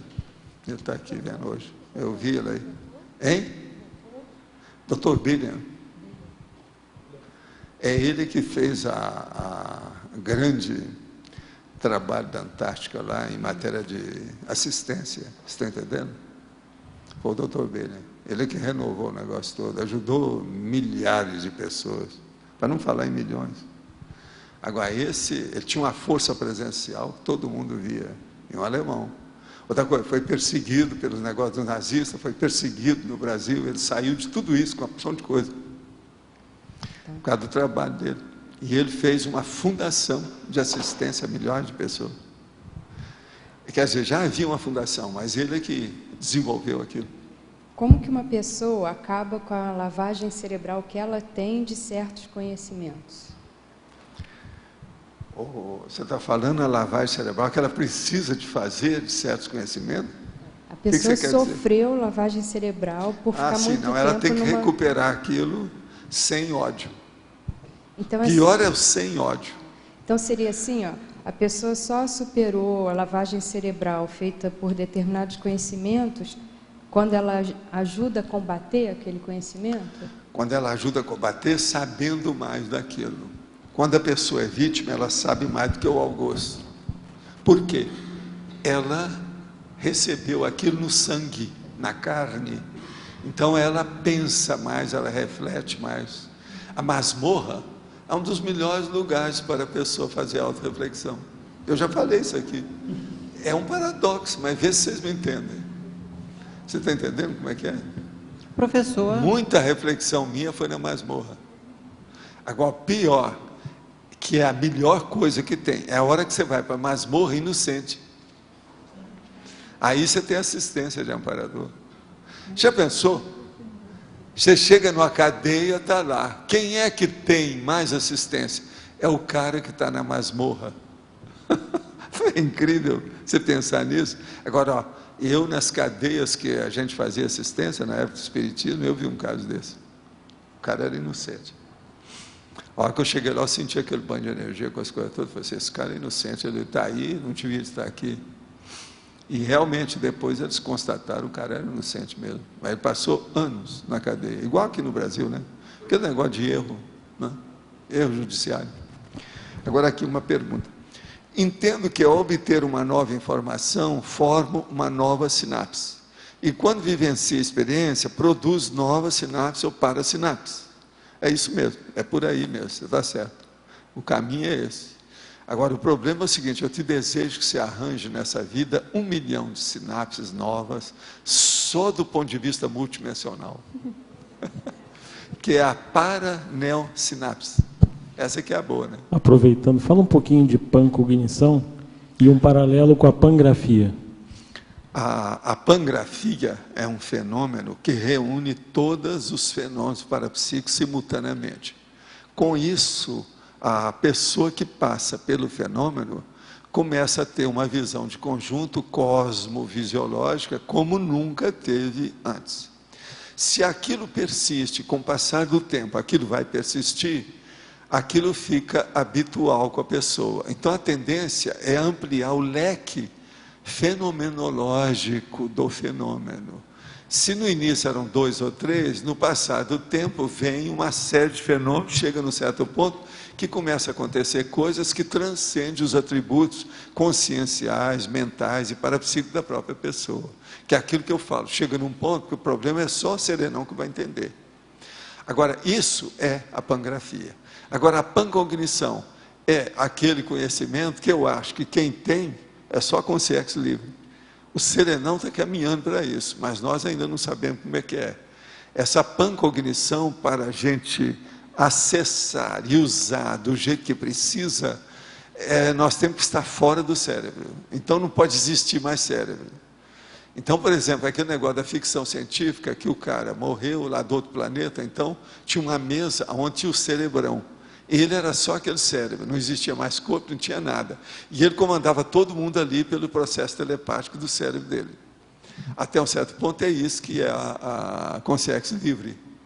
Então, a pancognição é um processo da consciência livre, que nós não entendemos. Agora, quando a gente fala pancognição, a gente usa para mostrar esse conhecimento cosmovisiológico que a gente obtém, por exemplo, não só com a pangrafia, que ainda é fraca, mas com o fenômeno da cosmoconsciência, que é, entende? A cosmoconsciência, então, sim, aí a coisa é diferente, que é a consciência cósmica, aquele fenômeno da expansão do processo da consciência. Aí é que é a nossa pancognição de pobre, a pequena, a reduzida, a acanhada. Hein? É um trailer, é um pré-requisito para chegar lá. Então, tudo que nós fazemos, por exemplo, vamos pensar bem.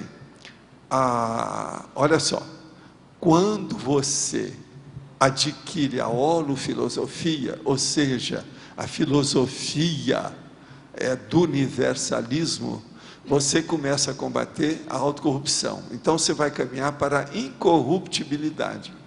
Essa incorruptibilidade leva você, cedo ou tarde, a fazer a interassistencialidade.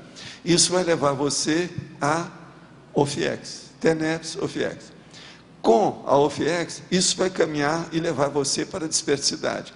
Mas a dispersidade você vai chegar, você vai ser desassediado, permanente, total, interassistencial, porque senão não adianta nada. Nisso aí, pangrafia se expande. Então é o pré-requisito, isso aí, para uma pangrafia maior. A pangrafia já é o pré-requisito para a consciência cósmica. A consciência cósmica já é o pré-requisito para o consciência e essa telepatia mais avançada que os serenões já têm. E por aí vai. Professor. Então uma coisa puxa a outra, puxa a outra, puxa a outra. É aquilo que eu falo sobre os fenômenos. Aqui no ar. Sim. O José Lutzenberg, todos sabem que ele começou a vida dele como comercializando inseticida, produtos químicos que afetavam o meio ambiente. E morreu como um dos maiores ambientalistas. Então foi essa evolução, foi mais ou menos isso que aconteceu com ele? Foi.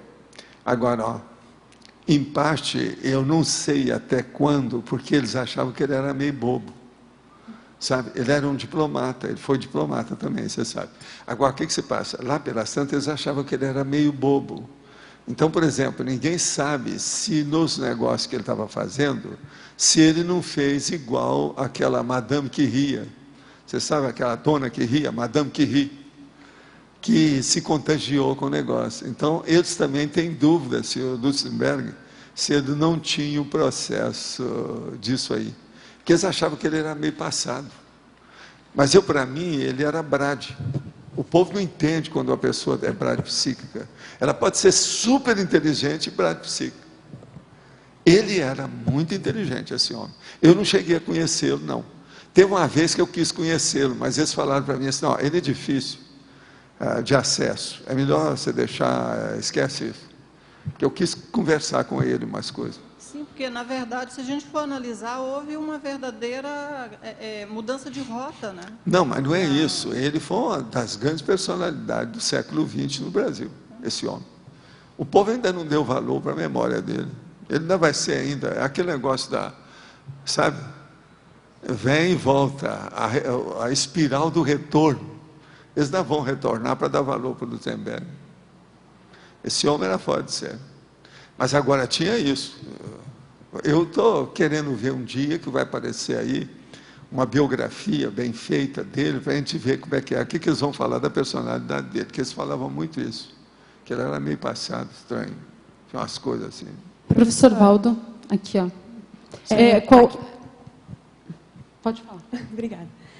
Aqui na fatologia, na terceira linha, o senhor poderia comentar um pouco o rigor terminológico da conscienciologia? Esse rigor que nós fazemos do ponto de vista da orismologia, ou seja, da terminologia e da nomenclatura que nós usamos.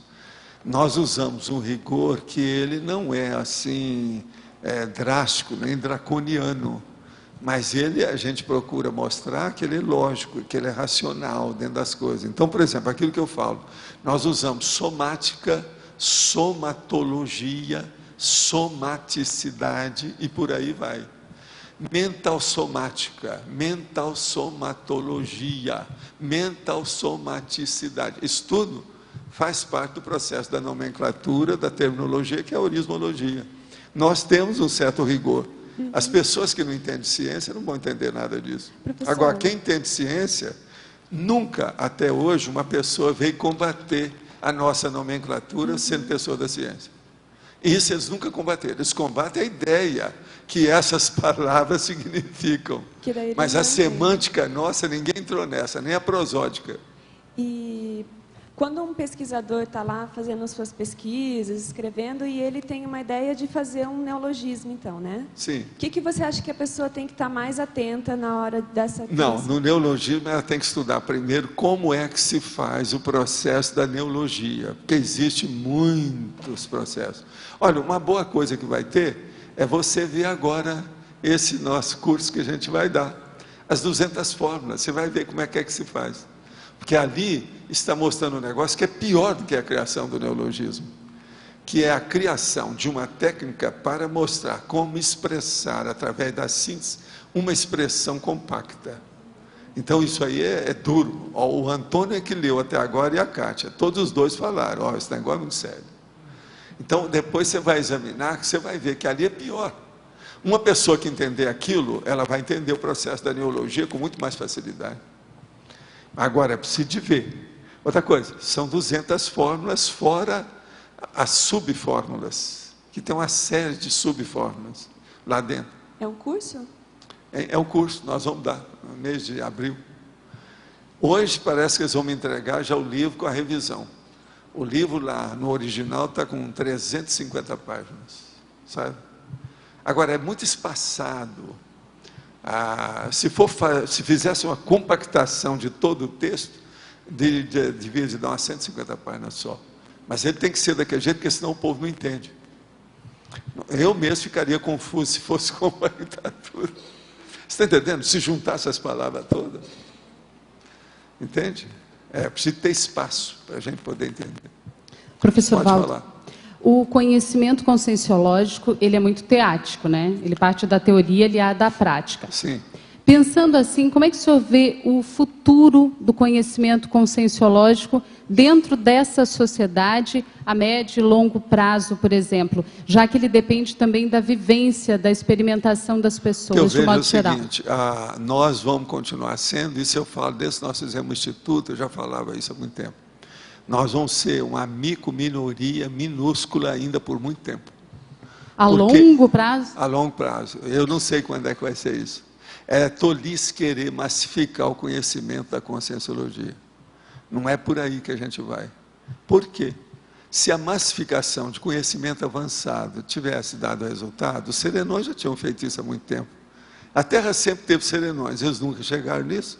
Agora, a hora que eles decidiram, porque falaram assim, não, agora a Terra já está madura, já há um segmento da humanidade que já é capaz de entender isso. Nós já podemos infiltrar isso para o povo. É o que a gente está fazendo aqui. Criou a massa crítica, agora criou. E nós agora vamos usar essa massa crítica, mas veja, sem nenhuma esperança de massificação. Se for fazer massificação, fica do jeito que foi feito nessas questões todas que existiam, inclusive o espiritismo. Abaixa o negócio, abaixa tudo, fica por fora, faz concessões e se acomoda com aquilo que existe. Allan Kardec, por exemplo, ele errou totalmente a hora que ele passou tudo para J. Cristo. Ficou tudo dentro do cristianismo para poder defender, senão ele achava que as ideias do Livro dos Espíritos não iam prosseguir. E na condição de professor, por exemplo, quando você trata de ideias da conscienciologia, de conceitos que você não vivenciou ainda, isso é trabalhado no âmbito da hipótese, aqui, né? Se o professor é da conscienciologia, ele tem liberdade de fazer e falar o que ele quiser. Se ele é da ciência convencional, ele tem que seguir os preceitos da academia e da universidade, e esquecer que existe conscienciologia. Você está entendendo? Lá, na aula dele, no currículo anual dele, no sistema das matérias que ele tem que dar, da disciplina que ele leciona. Tem que esquecer isso. Ele não pode chegar lá com a conscienciologia. Por quê? Ele está ganhando dinheiro para falar aquelas bobagens lá que tem no... Tem que Eu estou fazer falando bobagens, a maioria é bobagem, tudo é de eletronáutica. É tanto que eles agora querem mudar isso tudo aí, mas o Brasil, desde a época do Eovaldo Lodge, que eu ia no Ministério da Educação para fundar as faculdades lá de Uberaba, isso é na década de 50, já se falava nas mudanças didáticas e de educação no Brasil. Fizeram um monte delas, não fizeram nada que prestava, está aí. Eles agora estão fazendo a melhor coisa que já apareceu em educação no Brasil, são esses cursos que eles fazem, esses concursos, esses exames. Isso aí que faz Enem, não sei o que. Isso é a melhor coisa que apareceu, que mostra a realidade, inclusive dos professores, que os professores estão fracos. Então, isso tudo tem que renovar.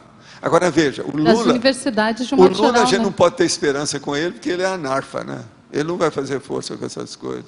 Tem que vir um que também não pode ser igual ao Fernando Henrique. O Fernando Henrique foi um dos caras mais eruditos que apareceu para dirigir o país. Vendeu tudo, o negócio dos minérios, a coisa toda, a Vale do Rio Doce, tudo deu de presente, quer dizer, não se entende. Agora vem o outro que é anarfa, que é o contrário dele, logo depois dele.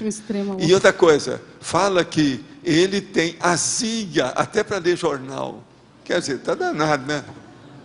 Então nós temos que arranjar um do meio termo, nem Fernando Henrique, nem Lula, mas que pelo menos dá valor para a educação, para a leitura.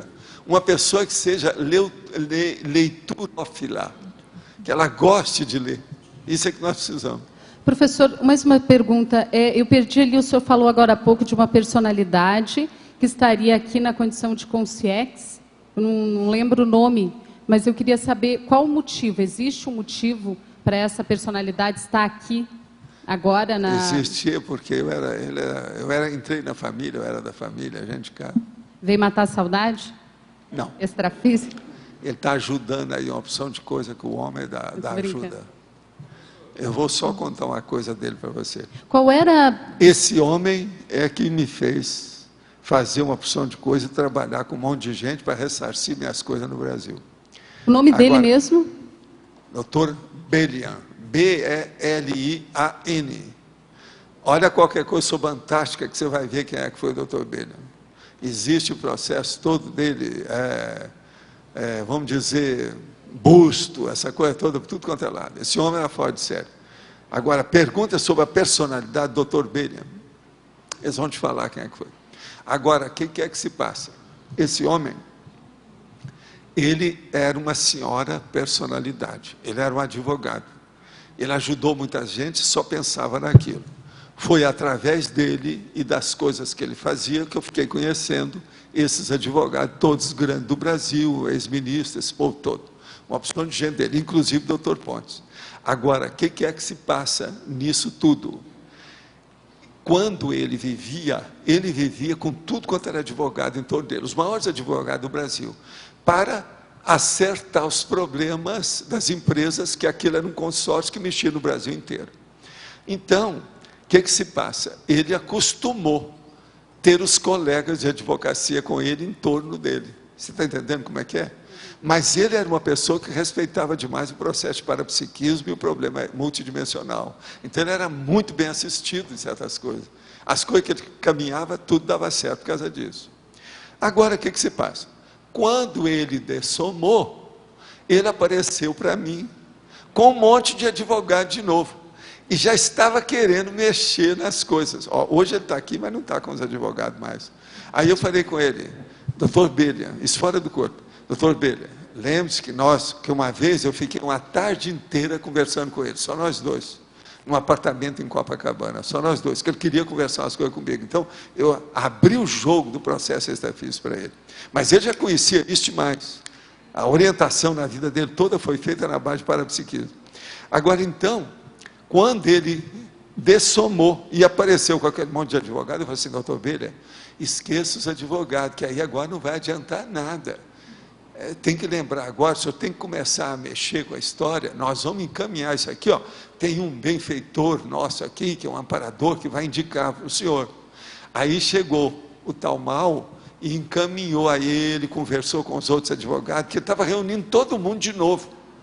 Daí a pouco, ele estava com o povo todo lá, para inspirar a empresa, fazer as coisas todas, o negócio falou assim, esqueça que a vez já passou, agora tem que seguir.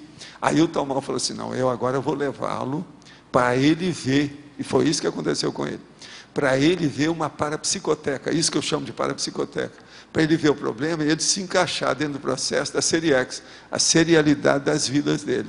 Ele hoje está aqui, mas está sabendo tudo. Pelo que eu sei, ele já esteve na Interlúdio. Agora, esse é uma cabeça, é um homem muito bom esse, fora de série. Ele fez assistência a vida inteira calado, só através do direito. Isso não é fácil, né? Professor Valdo, pegando esse gancho que o senhor falou da parapsicoteca, na terceira linha da fatologia, o senhor fala da utopia do conhecimento total. A utopia do conhecimento total. Então, é isso que eu estou falando, é aquilo que eu disse aqui da pancognição. Então, mas nesse caso, essa utopia é para o nosso nível, mas para o serenão, para quem faz esse tipo de... Por exemplo, o problema da utopia do conhecimento total é o processo que eu chamo da mateologia. Aquela pessoa, por exemplo, que quer dominar certas coisas que ela não consegue nem chegar lá perto. Você está entendendo como é que é? Então, isso é utopia do conhecimento integral, maior, total, grandão. Isso é mateológico, é perda de tempo, não é o prioritário. O senhor fala que o serenão, ele só vai ser serenão, se ele só vai sair daqui quando ele estiver dominando todo o conhecimento. Mas isso é ele com eles. é dele para os outros serenões e para a consciência livre. Ele não vem falar para a gente. Escuta, você não vai mostrar a teoria geral da relatividade para as formigas ali de fora. Não dá. Entendi. O problema é esse. Sim. Oi. O senhor mencionou agora há pouco que o que mais chamava a atenção no processo do Pontes era a elaboração de pensamento. O que exatamente dentro da estrutura pensênica mais chamava a atenção ou mais se qualificava para ele? A capacidade de cosmovisão do direito que ele tinha. Agora, olha, ele se embaraçava com isso, que às vezes o texto dele é difícil de você ler. Agora, eu vejo que a mesma coisa aconteceu com Adorno. Ele de vez em quando se embaraçava com o processo do texto dele. Agora, o Pontes tem livro dele aí que eu desafio você. Eu te dou para você ler 2 dias, depois você vai explicar o livro todo, com todos os detalhes que tem. Eu garanto que você não consegue. E, no entanto, aquilo lá tem lógica. Agora, o problema é o modo de raciocínio dele. O Pontes escrevia no mínimo e estudava 14 horas por dia. Então, com isso, a pessoa cresce demais dentro daquilo que ela faz, não tem jeito. Vai longe. E ele não tinha parapsiquismo, quer dizer, ele não saía do corpo, não tinha diversificação. Eu, por exemplo, sempre estudei demais, mas eu tenho diversificação para tudo. Eu estou aqui e não estou. Você está entendendo como é que é? Então, seria... Então, a coisa é muito diferente. Sim. Agora, ele faltou foi isso. Agora, todos esses vão caminhar com isso. Eles vão caminhar agora num nível muito mais avançado. Que estão livres das coisas que eles deviam fazer. Antes, isso tudo é pedágio. Eles pagaram os pedágios, eu acho. O Swedenborg, o Dr. Belha, o Dr. Pontes, entende? O próprio Allan Kardec. Allan Kardec era um professor primário, mestre de escola de Paris. Um cara igual àquele, uma cabeça daquela, a lógica dele, a racionalidade, a coerência do pensamento dele. Agora, são todos cabeças que eu chamo de macrocefalia intelectual, você está entendendo? Todos esses eram. Você veja bem, o Swedenborg era considerado a maior cabeça da época, o cara mais lido que havia, maior erudito que existia na época. Eles falaram que na época dele, os livros todos que precisava de ler, ele leu todos. Isso não tem, depois dele não apareceu ninguém assim, acabou, porque tem livro demais. E o processo que se destacava dentre todos eles era nessa linha da cosmovisão. É o problema da lógica e da racionalidade, Okay. A ponderação equilibrada. Isso é que eu vejo mais sério numa consciência. Agora, não adianta nada se a pessoa tem uma ponderação equilibrada num minuto, se 23 horas depois ela está tudo pior. Numa hora ela tem, noutra hora não tem. Agora, essas personalidades não. Eles tinham isso, você está entendendo, como média de pensamento. Isso é um absurdo, se você for pensar. Qual dessas personalidades era mais taquipsíquica? Taquipsíquica? Foi um que eu conheci também. O Simonsen. Simonsen. Esse foi o maior que eu vi. De todo mundo taquipsíquico que eu vi. Ele era tirar o chapéu, ele desnorteava a gente. Simonsen, aquele que foi ministro. O que é? Ele falou. Mário Henrique Simonsen. E ele unia o taquipsiquismo à cosmovisiologia? Até um certo ponto, mas não é isso. O Mário Henrique Simonsen, desses caras todos, era o mais perdulário. Ele fumava, tinha uma opção de coisa, tudo errado nele. Mas é o seguinte, você tinha aqui um pensamento, ele nunca viu falar naquilo. Você dá para ele, amanhã cedo, ele daria uma conferência para o maior estudioso, melhor do que aquele cara. O taquipsiquismo desse homem era um absurdo. Agora, não sou só eu que falo, não, todo mundo fala isso, todo mundo conheceu ele. Eu conheci ele muito pouco. Eu era muito agradecido a ele, porque tinha uma pessoa que trabalhava com ele, que eles me ajudaram. Eu já expliquei isso aqui. Quando eu tive que trazer um monte de livro da Europa e dos Estados Unidos, eles me tiraram na alfândega. Então eu podia entrar com os livros, porque a gente mandava os livros para cá, todo mundo roubava. Era um problema, até pelo correio na época era um problema. Então eu arranjei através deles lá, uma pessoa falou, não, mas você não pode, eu tenho que comprar. Agora, chegou a um certo ponto que eu estava com vontade de comprar os livros e já deixar nos Estados Unidos, num determinado lugar. E fazer na minha biblioteca, do jeito que eu tinha no Brasil, fazer também mais uma filial lá. Aí eles falaram, não, mas você não pode fazer uma coisa dessa. Aí eu vim com aquela livraria enorme, uma livraiada grande, e eles me pinçaram lá, estava lá, cheguei e estava lá meu nome, professor Valdo, tal. Eles me pinçaram no meio do avião, me trouxeram. Isso tudo foi por causa do Ministério mesmo, eles permitiram que entrasse. Isso me ajudou demais, eu nunca pude esquecer esse homem. Então ele tinha uma incrível capacidade de memorizar tudo, associar e conseguir agora, acumular o problema tudo isso. é a intelecção, o modo de entender as coisas, a capacidade dele de... Isso é que eu chamo que é o tato psiquismo mais avançado que tem, que é a elaboração do pensamento agudo, entende? Agora, ó, leia alguma coisa sobre o Mário Henrique Simons, veja se ele era inteligente. Agora, nós tivemos outras pessoas inteligentes, mas eu não tive muito contato. Um que eles falaram que era muito inteligente é um cara que trabalhou até em Minas, que o nome dele era Pedro Aleixo. É um cara grandão. Esse Pedro Aleixo, mas esse eu não tive muito contato. Falaram que esse aí também era uma fera. Valdo. O Nelson Carneiro era mais fraquinho, não é desse, muito político ainda, tal. Não era bem, não, das coisas que eu sei. Aqui. Aonde que é? Aqui no... Você chegou a conhecer o Paulo Francis pessoalmente? Não. Eu só li as coisas dele. Eu vi umas coisas na época do Pasquim, porque você sabe, eu morava em Ipanema, lá perto do Pasquim, aquela coisa toda, eu vi uma opção de coisa. Mas lá do Pasquim que eu tive mais contato foi com o Ziraldo, com o nosso, entende, Jaguar, etc. Esse povo assim. E teve aquele nosso amigo que veio aqui também, aquele que a gente teve que mandar comprar uma cerveja para ele, que é viciado. Né? Fausto Wolff. Mas ele era erudito também, né, o Paulo Francis? O que você ele era, mas a personalidade do Paulo é outra coisa. Ele era, né, assim, uma personalidade singular em matéria de pensamento, mas ele lia demais, sabia das coisas, mas ele era muito diversificado, ele não fixava muitas coisas. E chutava também muitas coisas, de vez em quando ele errava. Você está entendendo? Que era o jeito dele. Mesmo na época do Pasquim, eles fizeram até piada a respeito dele, porque uma vez ele afirmou o negócio, está tudo errado. Então tem umas coisas assim na história dele. Agora, o problema dele é que em matéria de jornalismo, ele criou um espaço próprio no Brasil, até depois que ele saiu daqui e foi para New York. Entendeu? Ele era outra personalidade. Nós nunca tivemos um jornalista daquele naipe, daquele nível, daquele coturno, entende? Um patamar daquele. A gente nunca teve. E outra coisa, o que ele escrevia valia a pena a gente ler.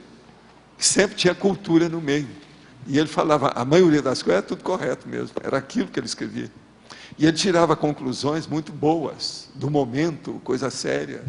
E era acima da média dos jornalistas que a gente vê, assim, ou não? É o quê? Acima da média do não, ele engolia a maioria do que está aí, né?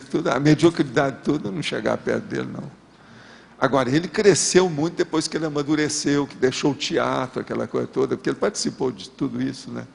Ele era muito artista ainda, muito enrolado nesse negócio de arte. A turma do Pasquim toda era assim, muito enrolada com arte. Quem é enrolado com arte não pode aprofundar muito o conhecimento, não dá, né? A arte, ela coarta, ela corta, ela trava, ela diminui o processo, você está entendendo? Por causa do problema da emoção, essa coisa toda, é psicossoma. Isso é difícil. Valdo, ele andou aparecendo umas vezes aí, como concierge, né, para você. Sim, o Paulo Francis é fora de série. Ele é muito bom. Uma grande personalidade. Você sabe que de vez em quando eles escrevem sobre ele, né? O povo chorando as mágoas, com saudade dele, falando. Tem vários sites e tal. O espaço dele nunca foi preenchido. Ele deixou uma lacuna em tudo isso que existe por aí. O lugar dele nunca teve uma pessoa para substituí-lo. Até hoje. Tem várias comunidades na internet falando dele e tal. Agora, os romances dele, tudo é muito fraco, né? Ele era fraquinho nessas coisas. É o negócio da arte que eu falo. Ele não era bom. Ele era bom quando ele escrevia aquela página inteira do jornal, dando as notícias de cada dia. Aquilo era fora de série. Crítica dele também era boa, né? As críticas dele. Tem uma opção de coisa. Tem muita crítica que era certa. Mas é muita coisa, né? Que ele falava a verdade. Tem umas coisas que ele falou do Lula que ele estava certo, outras não. Que falou, se o Lula fosse eleito, que ia ter uma guerra civil. Uma opção de coisa nesse sentido. No entanto, o Lula saiu bem. Mas é que o Francis não pensou que teria o Fernando Henrique antes, que abriu o caminho para o Lula.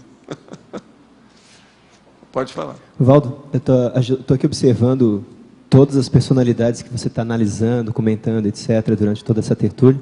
Estou fazendo um paralelo com o conhecimento conscienciológico e estou percebendo que o conhecimento conscienciológico, ele necessariamente passa por essa capacidade que a gente tem de conviver, de entender, interagir com diversos tipos de consciência. E outra né? coisa, perdoar e ajudar, fazer assistência. É aí que tem. A maioria desse povo todo aí, a gente teve algum contato em matéria de assistência. O doutor Beira que eu falei, tudo começou por causa de processo de assistência nosso, por causa do espiritismo que eu trabalhava. Não teria tido contato. Entendi. Então isso é muito sério, a gente tem que levar em consideração. Entende? E essa capacidade de conseguir interagir, de entender mesmo, de entrar no micro-universo de diversos tipos, que a gente vê que é um traforce seu mesmo, né? Esse especialismo na personalidade, nas personalidades. Isso aí né? é que eu chamo da aglutinação. A aglutinação, exatamente. A aglutinação interconsciencial. Eu já falei nisso aqui, faz uns 10 dias eu toquei nesse assunto.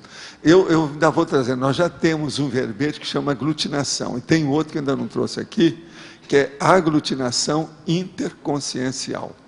Agora, o que se passa? Eu parto do seguinte princípio, as pessoas são aglutinadoras ou desaglutinadoras.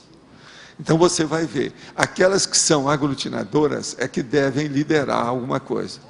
A desaglutinadora tem que ser liderada. Então, por exemplo, numa empresa, num serviço, na política, numa instituição, essa característica tem que ser vista na perfilologia de todo mundo, a elencologia. Você tem que estudar quem é que são os protagonistas e ver quem é quem. Senão, a pessoa vai ser colocada em funções erradas. Então, a pessoa aglutinadora é essa que é o que interessa, é aquela que é a locomotiva do mundo. Você está entendendo? É a líder, é a liderança. Mas então é a locomotiva. Você está entendendo? São essas que dão o dinamismo da evolução na Terra. E ela cria novos aglutinadores, né? Ela ajuda a não, desenvolver. Aí vem os filhotes, ela cria filhote. Aí vem os processos. Aonde ela vai é uma explosão. Os fragmentos, então, se incorporam para fazer outros. Daí vem mais coisa, aquilo vem. O processo é geométrico. Então, por isso que a gente tem que estudar isso. Agora, eu estudei isso muito cedo. Eu era pequeno. Você está entendendo? Pelo seguinte, havia uma discussão quando eu era pequeno lá em casa, porque os professores começaram a tirar conclusão a meu respeito. Então, a professora que dava mais aula para mim, porque ela adicionou para mim no curso primário, 3 anos, a dona Odete Brum, ela então, eles estavam achando que eu era daquele jeito e saía bem por causa da situação, porque eu tinha estudado mais do que os meninos antes de entrar no curso primário. Porque quando eu entrei a falar que eu não precisava fazer o curso, a hora que eu participei do exame de admissão para o curso primário, porque tinha exame de admissão, para você saber qual a classe que você ia. Porque tinha a classe mais adiantada, mais atrasada, intermediária, entende? Então tinha o exame para fazer essas coisas todas, que era um monte de menino. Agora, na hora que for estudar lá, ela falou assim, não, em parte é porque esse menino, aparentemente tímido do jeito que ele está dirigindo os outros. Então, aquilo começou a mexer na história. E acabaram eles me explicando o que era aquilo. Foi aí que eu vi pela primeira vez o que era a palavra líder, que eu nem sabia. Outra coisa, naquela ocasião, lá na minha terra, eles chamavam líder em inglês, que é L-E-A-D-E-R, não é líder em português do jeito que era. Era líder em inglês. Então, eu falei assim, mas por quê? Aí eles começaram a examinar, porque a professora queria saber como eu era na brincadeira. Quando ele entra na brincadeira, ele dirige alguma brincadeira, fala assim, não, a maioria, onde ele entra, ele cria um negócio, ele faz isso, ele faz aquilo. Até o filme, quem dirige é ele, que a gente fazia os filmes, né? Filme na natureza. Vai ver, o diretor do filme acabava sendo eu, no fim da história. Então eu falei assim, não, aí ó, tem um líder. Foi por isso que quando eles me ouviram no rádio, quiseram aumentar a minha idade para eu ser político, e eu não quis me candidatar. Você está entendendo? Agora, eu mesmo falei, não, já entrei nessa, já sofri muito em vidas anteriores, essa aqui não é para mexer nisso. Minha liderança é outra, é daqui. Ó. Eu tenho que liderar os meus pensenes, que não é fácil, hein? Olha, a maior liderança que vocês precisam é do pensene de vocês, inclusive os seus, tá, ô Djalma? É a pior coisa que tem. Claro. É o mais bravo que tem. Gente, aqui outra. A 10ª edição do livro Projeciologia, recém-lançada, é somente uma reedição ou também está atualizada em relação às anteriores? Não, é mais ou menos uma reedição só, mas ele está bem apresentado. O conhecimento conscienciológico direciona o indivíduo à cosmoética inevitavelmente, querendo ou não. Se uma pessoa começar a estudar, ela acaba batendo lá. Eu vou passar que está no horário de você. Então, as pontuações da tertúlia de hoje: votos online 16, perguntas respondidas online 6, perguntas presenciais 17, 196 assinaturas no livro de presença e 22 pessoas são praticantes da técnica da Invexis. Após a leitura dos verbetes, nós teremos os seguintes recados: Rose Salles, pelo Formação de Autores, Flávia Guzzi, pela Côncius, Daiane, pelo CIAEC, Rose, pelo Colégio Invisível da Cosmoeticologia e Leandro, pelos verbetólogos. Então, vamos à leitura dos verbetes. Categoria de consciência. Coerção social. Cultura conscienciocêntrica. Tema homeostático. Tema neutro. Tema nosográfico. Boa tarde a todos. Eu gostaria de passar para vocês hoje a programação do primeiro módulo do Formação de Autores, só para vocês terem uma noção de como que a gente trabalha no curso, tá? As aulas que a gente vai ter serão, né, princípios da obra conscienciológica. Então, o que caracteriza uma obra como conscienciológica? O que é um livro conscienciológico? A diferença dele para um livro da ciência convencional, da SOCIM. Posicionamento do autor. Então, assim, o que é necessário, quais são as posturas ideais ou as posturas mais assim, otimizadoras para a pessoa realmente assim, se posicionar perante a obra dela, perante o desassédio do seu livro, perante o que ela quer deixar nessa vida intrafísica. Grafo Pensene e GESCOM, a gente tem uma pessoa, que é o Hernani Brito, que já está há mais de 15 anos pesquisando esse tema e está escrevendo um livro sobre Grafo Pensene. Plano da obra. O que é o plano da obra? Como você faz o planejamento da sua obra? Qual é a estrutura de um livro?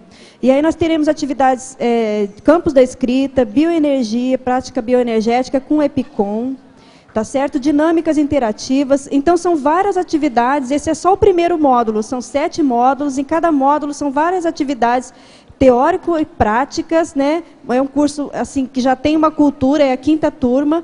E ele vai se iniciar agora no dia 20 de março. Então, as pessoas interessadas, por favor, procurem a recepção do CAEC ou enviem e-mail para uniescom@uniescom.org. Obrigada. Pessoal, boa tarde. Só um minutinho da sua atenção. A gente quer avisar vocês que agora a Côncius está ministrando o curso da Recim aqui no CAEC. E nós temos vagas nas turmas de domingo à tarde e terça e quinta à noite. O valor são R$60 por mês e quem já faz outra dinâmica aqui no CIEC também tem desconto, tá certo? E em abril também teremos o curso Reciclante Cobaia do Conscienciograma. Nós tivemos o tenepsista Cobaia, o curso foi um sucesso e a gente vai estar trabalhando agora com foco na reciclagem existencial. A professora Luimara vai estar participando, que tem um curso sobre esse tema, então aproveitem para aprofundar a reciclagem existencial e a reciclagem intraconsciencial. Tá ok? Maiores informações também na recepção do CAEC. Obrigada. Pessoal, nós gostaríamos de convidar a todos a participar de 3 atividades inéditas que vão acontecer no feriado de Páscoa, 11 e 12 de abril. Uma das atividades já foi citada pelo professor Valdo, que é o curso Mega Pensene Trivocabular. Então, a ideia, o curso vai ser ministrado por ele, a ideia é trabalhar a capacidade de síntese a partir da construção do Mega Pensene Trivocabular. Outra ideia também é fazer o lançamento do livro do professor Valdo, outro livro, né, que chama Manual dos Mega Pensenes Trivocabulares, também nesse final de semana. E a última atividade será a prova da imagística. Então, essa é uma atividade diferente, ela foi sugerida numa visita extrafísica do Serenão Australino na primeira semana de dezembro. Então, ele esteve visitando o professor Valdo e fez a sugestão dessa prova. Então, o que consiste a prova? Serão 200 mesas, cada mesa terá um objeto e cerca de 200 alunos. Cada aluno, recebendo um objeto, terá 3 horas e meia para estabelecer cerca de 200 relações ou correlações a partir daquele objeto. Então, qual que é a ideia? Trabalhar a memória, avaliar a cultura da pessoa, a associação de ideias, né? E uma série de outros atributos mentais. Então, quem tiver interesse, quem tiver disponibilidade para participar, pode passar ali na recepção. O valor dessa atividade é R$200, até amanhã, a partir de segunda-feira, aí o preço já não está mais na promoção, aí já sobe. Então, todos estão convidados. Convido a todos para a 10ª imersão na Cosmoética e o 2º Fórum de Paradireitologia. Esse evento ocorrerá lá no campus do IPC em Saquarema, de 1º a 3 de maio. Quem quiser maior informação, esse folder já está lá na recepção do CAEC. Muito obrigada. Pessoal, um último recado. Quem escreveu verbetes e ainda não retirou com a gente, nós estamos ali naquela sala para entregar para os neoverbetógrafos, tá? Então, nós estamos ali para que cada um possa retirar o seu verbete. Para amanhã, o verbete é Cultura Conscienciocêntrica, que ganhou com 29 votos. Uma boa tarde a todos, até amanhã e obrigada.